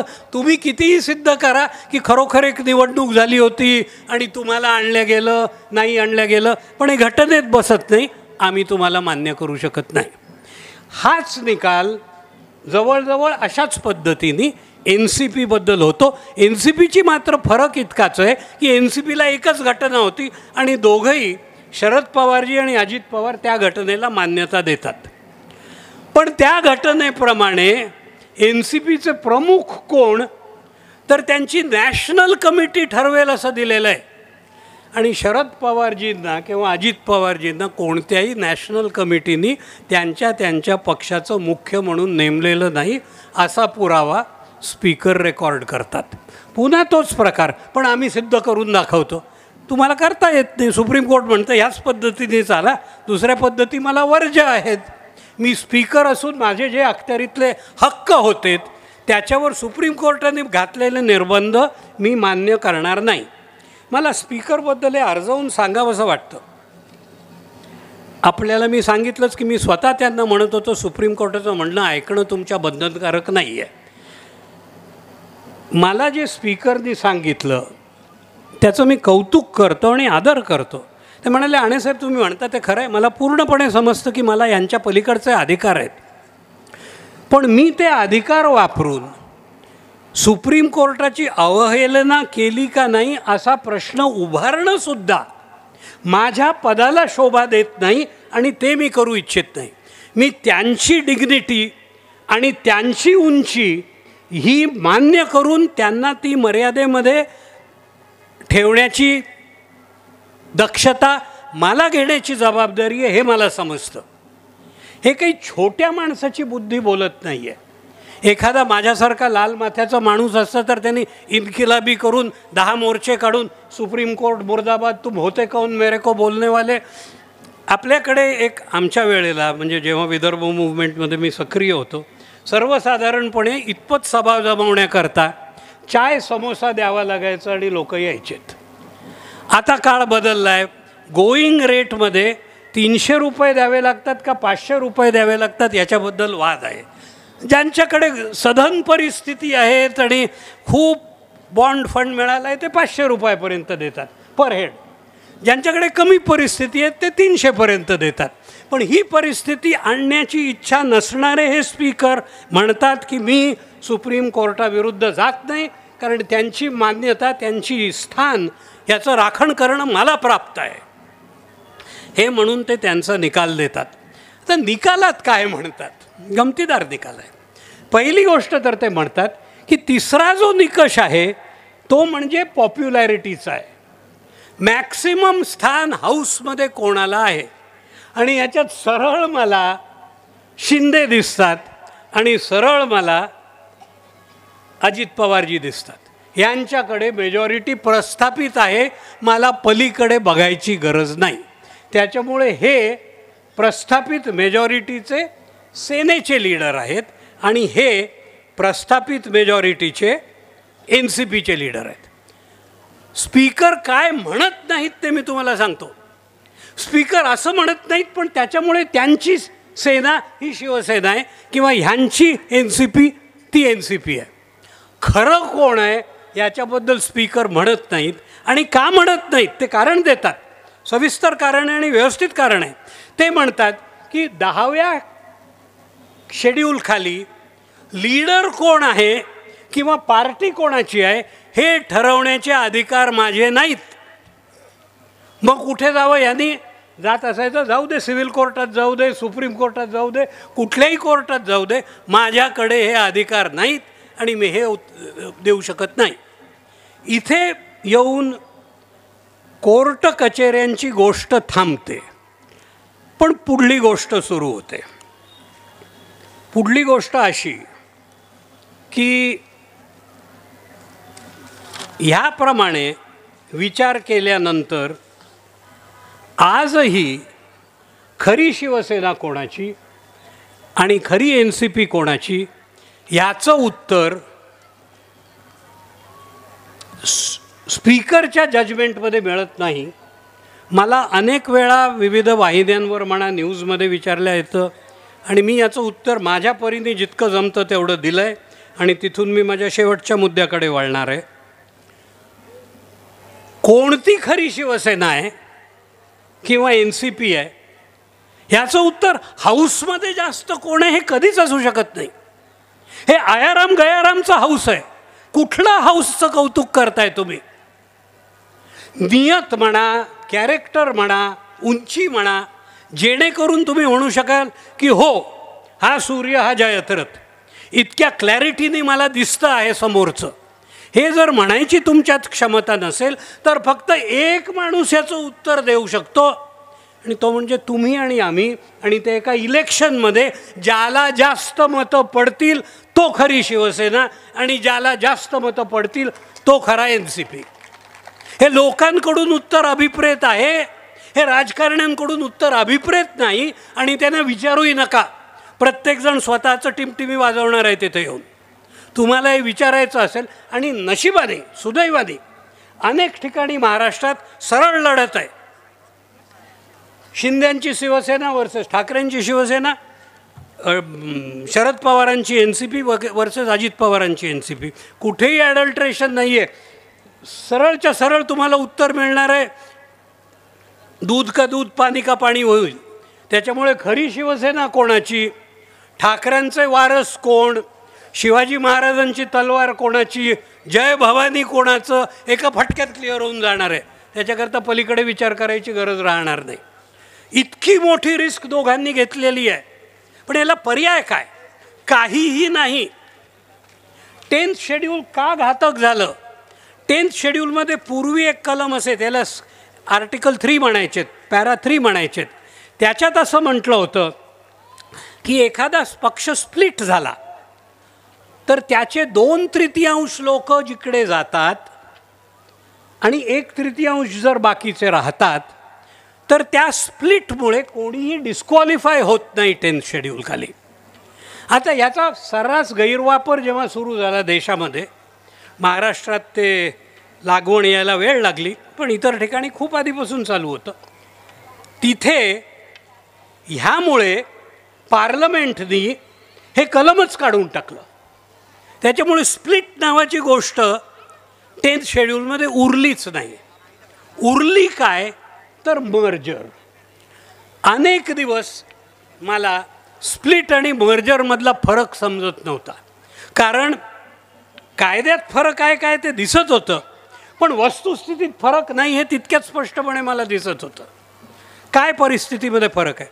मर्जर म्हणजे एखाद्या पार्टीने कोणाचंही डोकेफोडी न करता, कोणाचंही एकमेकाच्या पायात पाय घालून त्याला कसं पाडू याचा विचार न करता जर का ठरवलं की उद्यापासून आम्ही आमच्या पुण्यात्मांना नमस्कार करून आमची पार्टी विलीन करून आमचा इतका गट घेऊन अमुक अमुक पार्टीमध्ये शिरतो आणि त्या गटाची स्ट्रेंथ जर 2/3 असली तर स्प्लिट झाला नाही, मर्जर झाला असं धरण्यात येईल आणि ते परमिसिबल आहे. आणि जर 2/3 एका पक्षात गेले तर बाकीचे 1/3 दुसरीकडे जाओ का जाओ, नाही गेले तर नाही गेले, ते राहू शकतील त्यांना जिथे त्यांचं अस्तित्व ते त्यांच्या पक्षाच्या नावाने सांगू शकतील. कारण त्यांचे जे मूळ 2/3 आहेत ते एका दुसऱ्या पक्षात विलीन होऊन स्वतःचं अस्तित्व त्यांनी गंगेत सोडून दिलेलं आहे. आता त्यांचा हा ठिपका कुठल्या पक्षाचा होता हे कसं सांगणार तुम्ही? कोणता थेंब कुठल्या सागरातला कोणाचा होता हे कळणार कसं? त्याच्यामुळे अपाय काय होतो? अपाय हाच होतो की कोणाची सीट जात नाही. हे डिस्क्वालिफिकेशनचे एक्सेप्शन्समध्ये येतं.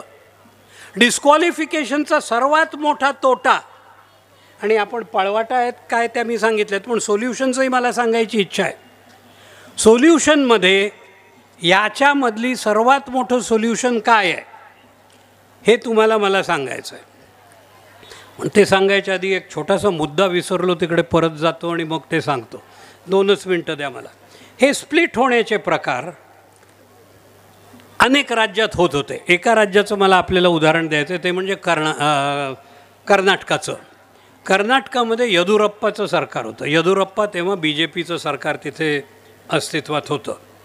त्याच्या पक्षाच्या अनेक लोकांना त्याची पक्षाची नेतेगिरी मान्य नव्हती, पण भाजप मान्य होतं त्यांना. आणि त्यांचा ह्या पावित्र्यामुळे येदुरप्पांनी त्यांच्या विरुद्ध डिस्क्वालिफिकेशन आणले आणि त्यांना हाऊसच्या बाहेर काढायला लावलं स्पीकरना. असे लोक कर्नाटका हायकोर्टात गेले आणि त्यांची केस आधी सिंगल जज पुढे येते. सिंगल जजनी अप्रतिम जजमेंट देऊन म्हटलं की याच्यामध्ये डिस्क्वालिफिकेशन कुठे आहे मला समजत नाही. एकमेकांमध्ये असलेलं दुमत तुम्ही मांडताय आणि हे दुमत मांडण्याचा अधिकार कोणत्याही डेमोक्रेसीमध्ये प्रत्येकाला आहे, पार्टीमध्ये माणसाला आहे का म्हणून त्यांनी त्याचं मत वेगळं मांडू नये. सिंगल जजचं जजमेंट कर्नाटकाच्या डिव्हिजन बेंचमध्ये चीफ जस्टिस बसलेले असताना 2 न्यायमूर्तींच्या खंडपीठापुढे येतं आणि दोघंही न्यायमूर्ती म्हणतात नाही हे पूर्णतः चूक आहे, या लोकांचे तर हक्क गेले, त्यांनी घरी जायला पाहिजे. न्यायमूर्ती असे का वागतात? मी मगाशी तुम्हाला कारण सांगितलं. आपण सर्व कमी जास्त प्रमाणाने राजकारणाचे बांधील आहोत. आपल्याला प्रिय अप्रिय असतं, आपल्याला जवळीक असते, सोयरीक असते. याच्यातून अलिप्तता येऊन एका उंच पदावर तरी कुठेतरी आपण आपल्या मनाचं पूर्णपणे शुद्धीकरण करू शकत नाही. मी वाईट अर्थाने सांगत नाही आहे. You carry your prejudices with you till your last breath. सनातन हिंदू म्हणून मी तुम्हाला सांगतो की याला कर्मकांड म्हणतात. हे सगळे अनेक जन्माची पातकं घेऊन आपण पुढल्या जन्मात येतो. आपल्या पिंडाला कावळ्या शिवायला आपल्या शेवटच्या इच्छेलासुद्धा अन्नावरची वासना गेली नसते म्हणून तो येतो. काय लोकांच्या मनात असतं, कशामुळे काय होतं हे सांगायला माझी वकिली पोहोचत नाही. पण सांगायचा अर्थ असा की 2 खंडपीठाच्या न्यायाधीशांनी including a chief justice sed की हा जजमेंट चुकीचा आहे. जजमेंट सुप्रीम कोर्टात गेलं. सुप्रीम कोर्टाच्या 3 न्यायाधीशांनी सिंगल जज बरोबर आहे असं म्हटलेलं आहे. आणि हे महाराष्ट्रातली नाटकं सुरू व्हायच्या अनेक वर्षाआधी हे जजमेंट स्पीकर कोट करतात.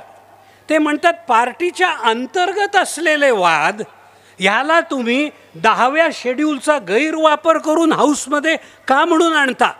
हे वाद तुम्हाला सोडवायचे आहेत, मला सोडवायचे नाही आहेत. कोणती खरी पार्टी आहे, कोणती खोटी पार्टी आहे, कोण पक्षाचा हेड आहे, कोण नाही, हे तुम्ही पाहुण्याच्या हाताने साप मारायचे धंदे काऊन करून राहिला. माफ करा, मी विदर्भी भाषेत सरकत असतो अधूनमधून. तुम्हाला हे कामं तुम्हाला करायची आहेत, तुम्ही का म्हणून ही कामं मला करायला सांगता? तुम्ही ठरवा कोण तुमची पार्टी आहे आणि कोण तुमचे लीडर आहेत. हाऊस कसं कंडक्ट करायचं ते मी बघतो. या स्थितीवर गोष्ट थांबवून उत्तराकडे येतो. काय करायला हवं? 10व्या परिच्छेदात 10th शेड्यूलमध्ये mass living of a पार्टीला पार्टी त्यागणं ह्याला पर्याय दिलेला नाही. एकट्या दुकट्या माणसांनी जाणाऱ्या स्थितीला पर्याय दिलेले आहेत. पण जेव्हा एक ग्रुपच्या ग्रुप जातो आणि इतका मोठा ग्रुप जातो की खरं काय आणि खोटं काय हे तुम्हाला समजत नाही, त्याला ह्या कॉन्स्टिट्यूशनच्या घटनेमध्ये भाग दिलेला नाही. त्याच्यामध्ये जे उत्तर दिलेलं आहे त्याच्यात जर आपण हे इन्क्लूड केलं तर माझ्या मते हे चूक होईल. कारण पुन्हा स्पीकरला किंवा हाऊसला आम जनतेवर कंट्रोल नसतो. त्यांचा कंट्रोल फक्त जे निवडून आलेले लोक असतात त्यांच्यावर असतो. आणि जे निवडून आलेले लोक आहेत त्यांना डिस्क्वालिफाय करून घरी पाठवताना ग्रुपबद्दल हे त्यांना करता येत नाही, ही वस्तुस्थिती आहे. थोडक्यात ग्रुप्सना त्यांना कायम बसवावं लागतं तिथे. विचार करा, अपरिपक्व स्टेटमध्ये सगळेजण जसेच्या तसे बसणार, एकही माणूस घरी जात नाही. प्रतारणा कोणाशी झाली तर आपल्याशी झाली, तुमच्या माझ्याशी झाली. निवडून येताना तुम्ही शपथेवर म्हणता की हा माझ्या पार्टीचा मॅनिफेस्टो, हे माझे मित्रपक्ष, हे माझे शत्रुपक्ष, हे काय यांचा बाप काय यांचा आजा काय, मी कोणाकडेही बघायला तयार नाही. आणि दुसरे तितक्याच ठामपणे छातीवर हात टाकून म्हणतात हे सुद्धा बघा, हे नालायक लोक आहेत, यांच्याकडे जाण्याची सुद्धा तुम्हाला गरज नाही, आमच्या इतकं महान कोणी नाही. हे आपल्याला समजवून त्यांच्यावर विश्वास ठेवून किंबहुना त्यांच्या पार्टीकरता अनेक वेळेला आपल्या मनाविरुद्ध भलभलत्या युती होतात, तेव्हा आपल्याला नको असणाऱ्या लोकांनी युतीत गेल्यामुळे त्याच्या नावावर आपण ठप्पा मारून आलेले आहोत. हे सत्य तुम्हालाही माहीत आहे, मलाही माहीत आहे. आपण हे का करतो? कारण आपली त्या पार्टीच्या विचाराशी बांधिलकी असते, त्या पार्टीच्या मॅनिफेस्टोवर विश्वास असतो, त्या पार्टीच्या श्रेष्ठी हे आपल्याकरता मोठे लोक असतात, त्या पार्टीचा विचार हा प्रमुख धरतो. आणि हे केल्यानंतर निवडून दिलेला माणूस दुसऱ्या दिवशी नवीन सोयरीक करायला गेला तर आपण कोणाला मत दिलं याचं उत्तर काय आहे? मग का म्हणून त्यांनी तिथे बसावं? एक उत्तर मी सांगतो, जे मला वाटतं जनतेने जर ह्या इलेक्शनमध्ये महाराष्ट्रात दिलं तर याचा विचार मोठ्या प्रमाणात सरकारला, आणि सरकार म्हणजे महाराष्ट्र सरकार नव्हे, कारण हा कायदा पार्लमेंट बदलते, आपल्याला काही करता येत नाही याच्यात, सरकारला विचार करणं भाग पडेल की आता याचं काय करायला हवं. आत्तापर्यंत कन्व्हिनियंटली, आणि मी भाजपबद्दल बोलत नाही आहे, काँग्रेसने देखील हेच केलेलं आहे, मोठ्या प्रमाणात पार्ट्या तोडून लोकांना आपल्याबरोबर नेणं हे चालत आलेला खेळ 20 वर्ष 25 वर्ष आपण पाहिलेला आहे. याच्यामध्ये जर का बंदी असायला हवी तर ती अशा तऱ्हेची की जर तुम्ही निवडल्यानंतर पक्षाचा त्याग केला तर तुमची सीट वेकंट होते. मग 1 असो 10 असो 100 लोक असोत तुमच्या पार्टीचे, सगळ्यांनाच घरी राहावं आणि येऊ नका. जर इलेक्शनच्या ताबडतोब नंतर झालं, बाय इलेक्शन होईल, पुढली निवडणूक जवळ आली तर थांबून पुन्हा इलेक्शन होईल. केव्हा होईल हे गौण आहे. तुम्ही तुमच्या आम्हाला मागताना दिलेल्या आश्वासनाशी प्रतारणा केली. सरळ भाषेत बोलावलं तर तुम्ही खोटारडे आहात, तुम्ही खोटं बोललात, तुमचं आम्हाला पटत नाही, आम्हाला तुम्ही नको आहात, तुम्ही घरी येऊन बसा. हे जेव्हा कायदा आणेल तेव्हा लोकांच्या डोक्यात प्रकाश पडेल की ह्यांना फोडून आपल्यात आणल्यामुळे हे लोकच जर नाहीशे झाले तर कशा करता मग इतके कोणाला अरबी समुद्रापलीकडे दुबईला नेऊन ठेवायचं, का कोणाला पार आसामच्या पलीकडे अजून कुठलं स्टेट आहे अजून एक स्टेट, तिथे नेऊन ठेवायचं, याचा विचार करायची काय गरज राहणार? नाही राहणार. कारण त्यांचा फायदाच कोणाला होणार नाही. जे लोक आयाराम गयारामला तुमच्या काळ्या रामाच्या शेजारच्या मंदिरात बसून पूजायला तयार आहेत, त्या लोकांना जेव्हा समजतं की याची पूजा करणं आता निरर्थक आहेत, ते दुसऱ्या देवाकडे वळतील. ॲटलिस्ट ह्या देवाची तर दुकानदारी बंद होईल. आणि ही बंद करण्यामुळे आपल्याला होणारे जे अतोनात उपकार आहेत याच्याकरता सध्याच्या केंद्र सरकारने एक पार्लमेंटरी कमिटी गठीत केलेली आहे. स्पीकर्स त्याचे मेंबर्स आहेत, सर्व राज्यातले स्पीकर्स, आणि ज्याचे अध्यक्ष आपले नार्वेकरजी आहेत. नार्वेकर या कायद्यात जवळून परीक्षण करतायत की अशा तऱ्हेचा कायदा अपायकारक जो दिसतो तो बदलता येतं की नाही. देव त्यांना बुद्धिदेव असं मी म्हणणार नाही, कारण बुद्धी प्रचंड प्रमाणात त्या माणसाकडे उपलब्ध आहे. देव त्यांना मदत करो त्यांच्या कार्यात. आणि त्यांना एक गोष्ट लक्षात राहो की आपण इथे हाऊसमध्ये किती मेंबर कोणत्या पार्टीचे आलो याचं खरोखर कोणाला कौतुक नाही. कोविडच्या नंतर आपल्या राज्यात काय कुठल्याच राज्यात कोणीच काहीच केलेलं नाही आहे. ही भांडणं सोडली तर खरंच काही घडलेलं नाही आहे. मग जर 5 वर्षापैकी 3 वर्ष तुम्ही आम्ही कोण आणि तुम्ही कोण याच्यात घालवणार असाल तर माझा प्रश्न राहतो शेवटी, आम्ही कोण? आम्ही तुम्हाला पोहोचवलं तिथपर्यंत आमचं काही म्हणणं असू शकतं का नसू शकतं? तुम्ही कशाच्या भरोशावर म्हणता की आम्ही चालवू ते बरोबर आहे, आम्ही म्हणजे अमुक, आम्ही म्हणजे तमुक? खरं आहे, सगळं खरं असेल, मी कोणीही नसेल, पण मग माझ्याकडे कशाला येऊन मला सांगता की मी हे करणार आहे ते करणार आहे? गप्प बसा, घरी जा. दुसरे पुष्कळ लोक आहेत जे खरं बोलतात आणि ज्यांच्याबरोबर मी काम करायला तयार आहे. धन्यवाद. माझं भाषण संपवलं. आपले आभार मानून मी माझं जागा घेतो. हो, प्रश्नोत्तरं चालतील. मला उत्तरं देणं अवघड वाटलं तर मी देणार नाही, माहीत नसेल तर देणार नाही, पण देण्याचा जरूर प्रयत्न करीन. आपण प्रश्न विचारायची पद्धत काय आहे मला माहीत नाही. डायरेक्टली उठून विचारू शकता किंवा इथे माईकवर येऊन विचारू शकता, जे तुम्हाला योग्य वाटतं ते. होय, आपला आवाज जाणार नाही मला वाटतं. हां, तो माईक त्यांच्यापर्यंत नेऊन द्यावा. हो, नाही, पण त्यांना विचारायचं आहे, त्यांना माईक हवा आहे. सुप्रीम कोर्टाप्रमाणे शिवसेना बहुमताकडे गेली आणि NCP बी बहुमताकडे गेली.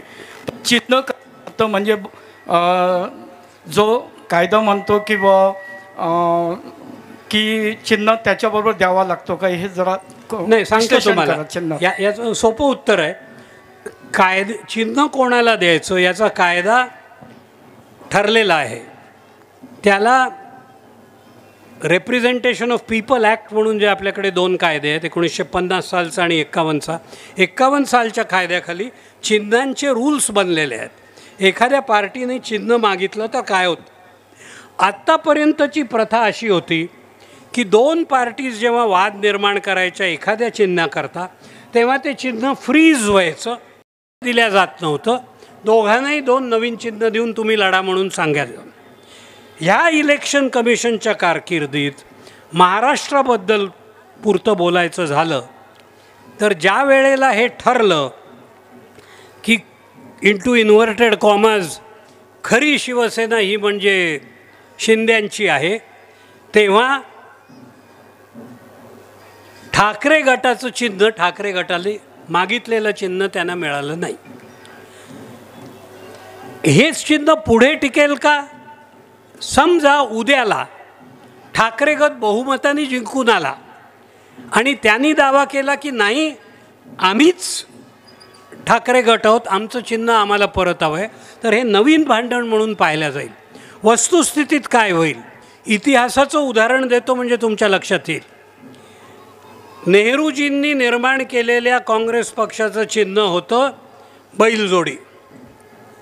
इंदिरा गांधी गोत्यात आल्यात आणि त्यांनी वेगळी काँग्रेस स्थापन केली, तेव्हा त्यांनी बैलजोडी चिन्ह मागितलं, पण त्यांना ते चिन्ह दिल्या गेलं नाही. त्यांना गायवासरू हे चिन्ह दिल्या गेलं. त्या जिंकून आल्यात, प्रचंड बहुमताने जिंकून आल्यात, पण त्यांनी आधीच्या चिन्हाची याचना नाही केली, कारण गायवासरू हे चिन्ह लोकांच्या चित्तात, मनात, मेंदूत भरलं होतं तोपर्यंत. काँग्रेसवर पुढली परिस्थिती आली आणि त्यांचं चिन्ह पुन्हा बदललं. ते चिन्ह कुठलं? बरोबर, पंजा. काँग्रेसने 3रं चिन्ह बदलून पंजा घेतलं. लोकांच्या मनामध्ये पंजा हे भिडलेलं चिन्ह आहे. आता त्यांना गायवासरूही नको आहे किंवा बैलजोडी नको आहे. ही स्थिती भाजपची वेगळी नाही आहे. अगदी सुरुवातीला ज्या फॉर्ममध्ये ती होती त्या फॉर्ममध्ये दिवा हे एक चिन्ह होतं. मग प्रोग्रेसिव्ह पार्टीच्या स्वरूपामध्ये खांद्यावर घेतलेला हलदर हे एक चिन्ह होतं. आणि आत्ता कमळ हे चिन्ह आलेलं आहे. जे चिन्ह प्रचलित होतं ते लोकांपर्यंत भिडतं. पण आजच्या तांत्रिक आधुनिकतेच्या काळामध्ये लोकांची मनस्थिती बदलायला फारसा वेळ लागत नाही. राजे येतात आणि राज्य जातात. लोकांची मनस्थिती अशी बदलत जाते. तुम्हाला दिसतं, मलाही दिसतं. नवीन चिन्ह येतील, नवीन चिन्ह राज्य करतील. त्याच्यामुळे चिन्हाचं महत्त्व तात्कालिकतेत आहे. इतिहास जमा होत जातात ते, त्याला काही फारसं महत्त्व नाही. धन्यवाद. दुसरा प्रश्न इकडे आहे, एक अजून तिकडे आहे. 3 प्रश्न घेऊन आपण संपवू म्हणतोय. एक प्रश्न इकडे होता. ते गृहस्थ गेले असतील तर दुसऱ्यांना द्या, कोणाला तरी. नमस्कार सर. या शिवसेना आणि राष्ट्रवादी काँग्रेस पक्षाच्या जी काही घटना आपण सर्वांनी बघितलेली आहे, त्या घटनेमध्ये आदरणीय विधानसभा अध्यक्षांनी पक्षीय भेदभाव केला का असं आपणास वाटतंय का सर? नाही, मी याच्यावर बोलू इच्छित नाही. कारण मी तुम्हाला ऑनेस्टली का ते सांगतो. कारण माझा अत्यंत स्वार्थी आणि अल्प विचार असतो. यापैकी प्रत्येक लीडर, शरद पवारजी, अजित पवारजी आणि ठाकरेंचे धाकटे बंधूंपासून घेऊन भाजपचे लीडर हे माझे वैयक्तिक पक्षकार होतेत किंवा आहेत. मी याच्याबद्दल कोणतंही माझं वैयक्तिक मत मांडू इच्छित नाही. दुसरा प्रश्न.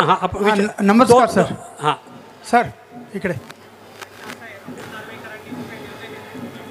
सर, उद्धव ठाकरेंनी हा निर्णय सुप्रीम कोर्टात गेलेला आहे आणि त्या निर्णयामध्ये आता पुढे सर उद्धव ठाकरेंनी तडकाफडकी जो राजीनामा दिला आहे. एक मिनिट जरा यांना उत्तर देतो, तुम्हाला देतो. त्याचं उत्तर मी सांगितलं होतं. ते असं आहे की सुप्रीम कोर्टाला सुपर इम्पोजिंग सुपरवायझरी ज्युरिस्डिक्शन तरीही उपलब्ध आहे. पण स्पीकरच्या कारभारात दखल घ्यायची नाही आहे. त्यांनी दिलेला निर्णय चूक आहे का बघायचं त्यांना अधिकार आहे.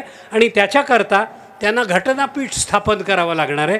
5हून जास्त न्यायमूर्तींना बसवून या निर्णयाचा हा निर्णय गेलेला आहे ऑलरेडी सुप्रीम कोर्टात. दोन्ही बाजूंनी नेलेला आहे. त्याचं काय होईल ते होईल. सर, उद्धव ठाकरेजींनी जो तडकाफडकी राजीनामा दिला, तर ती दिला नसता तर काय स्थिती? दिला नसता तर वोट ऑफ कॉन्फिडन्स आला असता. आणि वोट ऑफ कॉन्फिडन्समध्ये ते जिंकले तरी असते किंवा हारले तरी असते. तेव्हाची स्थिती फ्लक्समध्ये होती. त्यावेळेला ॲट दॅट पॉईंट ह्यांनी राजीनामा देईपर्यंत अजित पवार बाहेर गेलेले नव्हते. आणि शिवसेनेचं काय जोर आहे त्याच्यातला जरी निश्चितपणे शिंदेजींचा गट एकीकडे गेला तरी देखील हा एक वादातीत मुद्दा आहे की उर्वरित शिवसेना, अजित पवार सकट असलेला शरद पवारांचा गट आणि काँग्रेस यांची तुलना भाजपशी झाली असती किंवा नसती. कदाचित भाजप कमी पडली असती, कदाचित पडली नसती. हा प्रश्न आत्याबाईला मिशा असतात तर काका म्हटलं असतात का अशा टाईपचा आहे. त्याच्यामुळे ह्याच्याहून जास्त सांगता येत नाही. शेवटचा प्रश्न साहेब, मग माफ करा.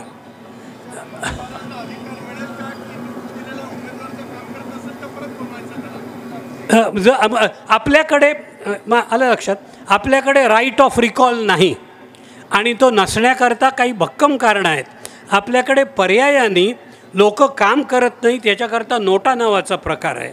आणि नोटाबद्दल मी आपल्याला सांगणं नव्हे, आपण माझ्या इतकेच व्हॉट्सॲपचे भोगते आहात. तुम्हाला माहीत आहे, जिंकलेल्या माणसापेक्षा जास्त नोटा पडला तर जिंकलेला माणूस जिंकत नाही. त्याचा वापर केला जातो. परत बोलावण्यापेक्षा तो कितीतरी पट चांगला भाग आहे. शेवटचा प्रश्न आपला साहेब, मग थांबा. महाराष्ट्रात निर्माण झालेल्या परिस्थितीच्या संदर्भात नीरा राडियाचं जे जजमेंट आहे, जो निकाल आहे, तो ॲप्लिकेबल होता का? आणि नीरा राडियाने नेमके काय प्रिन्सिपल डेव्हलप केलेले होते? हा खूप लंबा प्रश्न आहे साहेब, अतिशय मोठा विषय. राबियाचं जजमेंट सुप्रीम कोर्टाला स्वतः वाटतं की आम्ही चुकलो आहे आणि सुप्रीम कोर्टाने ते रिफर केलेलं आहे कॉन्स्टिट्यूशन बेंचला. राबियाचं जजमेंट कॉन्स्टिट्यूशन बेंचमध्ये निकालात लागेल तेव्हा ठरेल. राबियाचं जजमेंट कियोटो हॉलोहानशी संबंध ठेवतं. स्पीकरचे काय अधिकार आहेत आणि कोर्ट त्याच्या अधिकारांवर किती अंकुश ठेवू शकतं याबाबतचा तो डिबेट आहे. हे डिबेट मी पुन्हा पुन्हा आपल्याला सांगतो, हे डिबेट महत्त्वाचे असतात.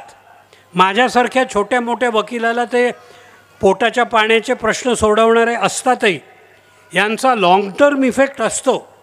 पण इलेक्शनवर होणारी जी नाटकं आहेत या डिबेट्स त्यांना कधीच पूर्ण उत्तर देत नाही. कारण आपली प्रजा आणि त्याहूनही जास्त आपण निवडून दिलेले नेते हे इतक्या सुपीक मेंदूचे असतात की ते नवीन स्थित्या कायद्यामध्ये न बघितलेल्या लीलये निर्माण करून दाखवू शकतात. त्याच्यामुळे कायद्याकडे तुम्ही सगळी उत्तरं शोधू नयेत. फुल प्रूफ कायदा बनवू म्हणणारा माणूस हा नक्की तुम्हाला फुल बनवतो हे ठरवून चाला, असा कुठलाही कायदा होऊ शकत नाही. धन्यवाद. आजचे पुष्प स्वर्गीय ॲडव्होकेट दत्तू जायभावे स्मृती व्याख्यान प्रित्यर्थ डॉक्टर श्री हरी आणि ज्येष्ठ विधिज्ञ यांनी खूप अत्यंत सोप्या पद्धतीने पक्षांतर बंदी कायद्यातील पळवाटा व उपाय याबद्दल आम्हाला मार्गदर्शन केले, याबद्दल यांचे आभार. तसेच ज्येष्ठ विधिज्ञ भगीरथी शिंदे सर, ज्येष्ठ विधिज्ञ M2K सय्यद सर, ज्येष्ठ विधिज्ञ जाभावे सर आणि ज्येष्ठ विधिज्ञ राहुल कुटाडे सर यांचेही आभार आणि आपणा सर्व श्रोत्यांचाही हार्दिक आभार. तसेच उद्याचे पुष्प स्वर्गीय शांताराम पाटील गडाख स्मृती प्रित्यर्थ श्री प्रकाश आमटे, सौ मंदाकिनी आमटे. विषय आहे लोक बिरादरी प्रकल्पाचा प्रवास. आज सारखंच बहुसंख्येने उद्याही उपस्थित राहावे ही नम्र विनंती. तसेच ज्या श्रोतेगणांना देणगी द्यायची असेल त्यांनी वसंत व्याख्यानमालेच्या बँक अकाउंटला इथे QR कोड लावलेला आहे, तिथे जमा करण्यात यावी. धन्यवाद.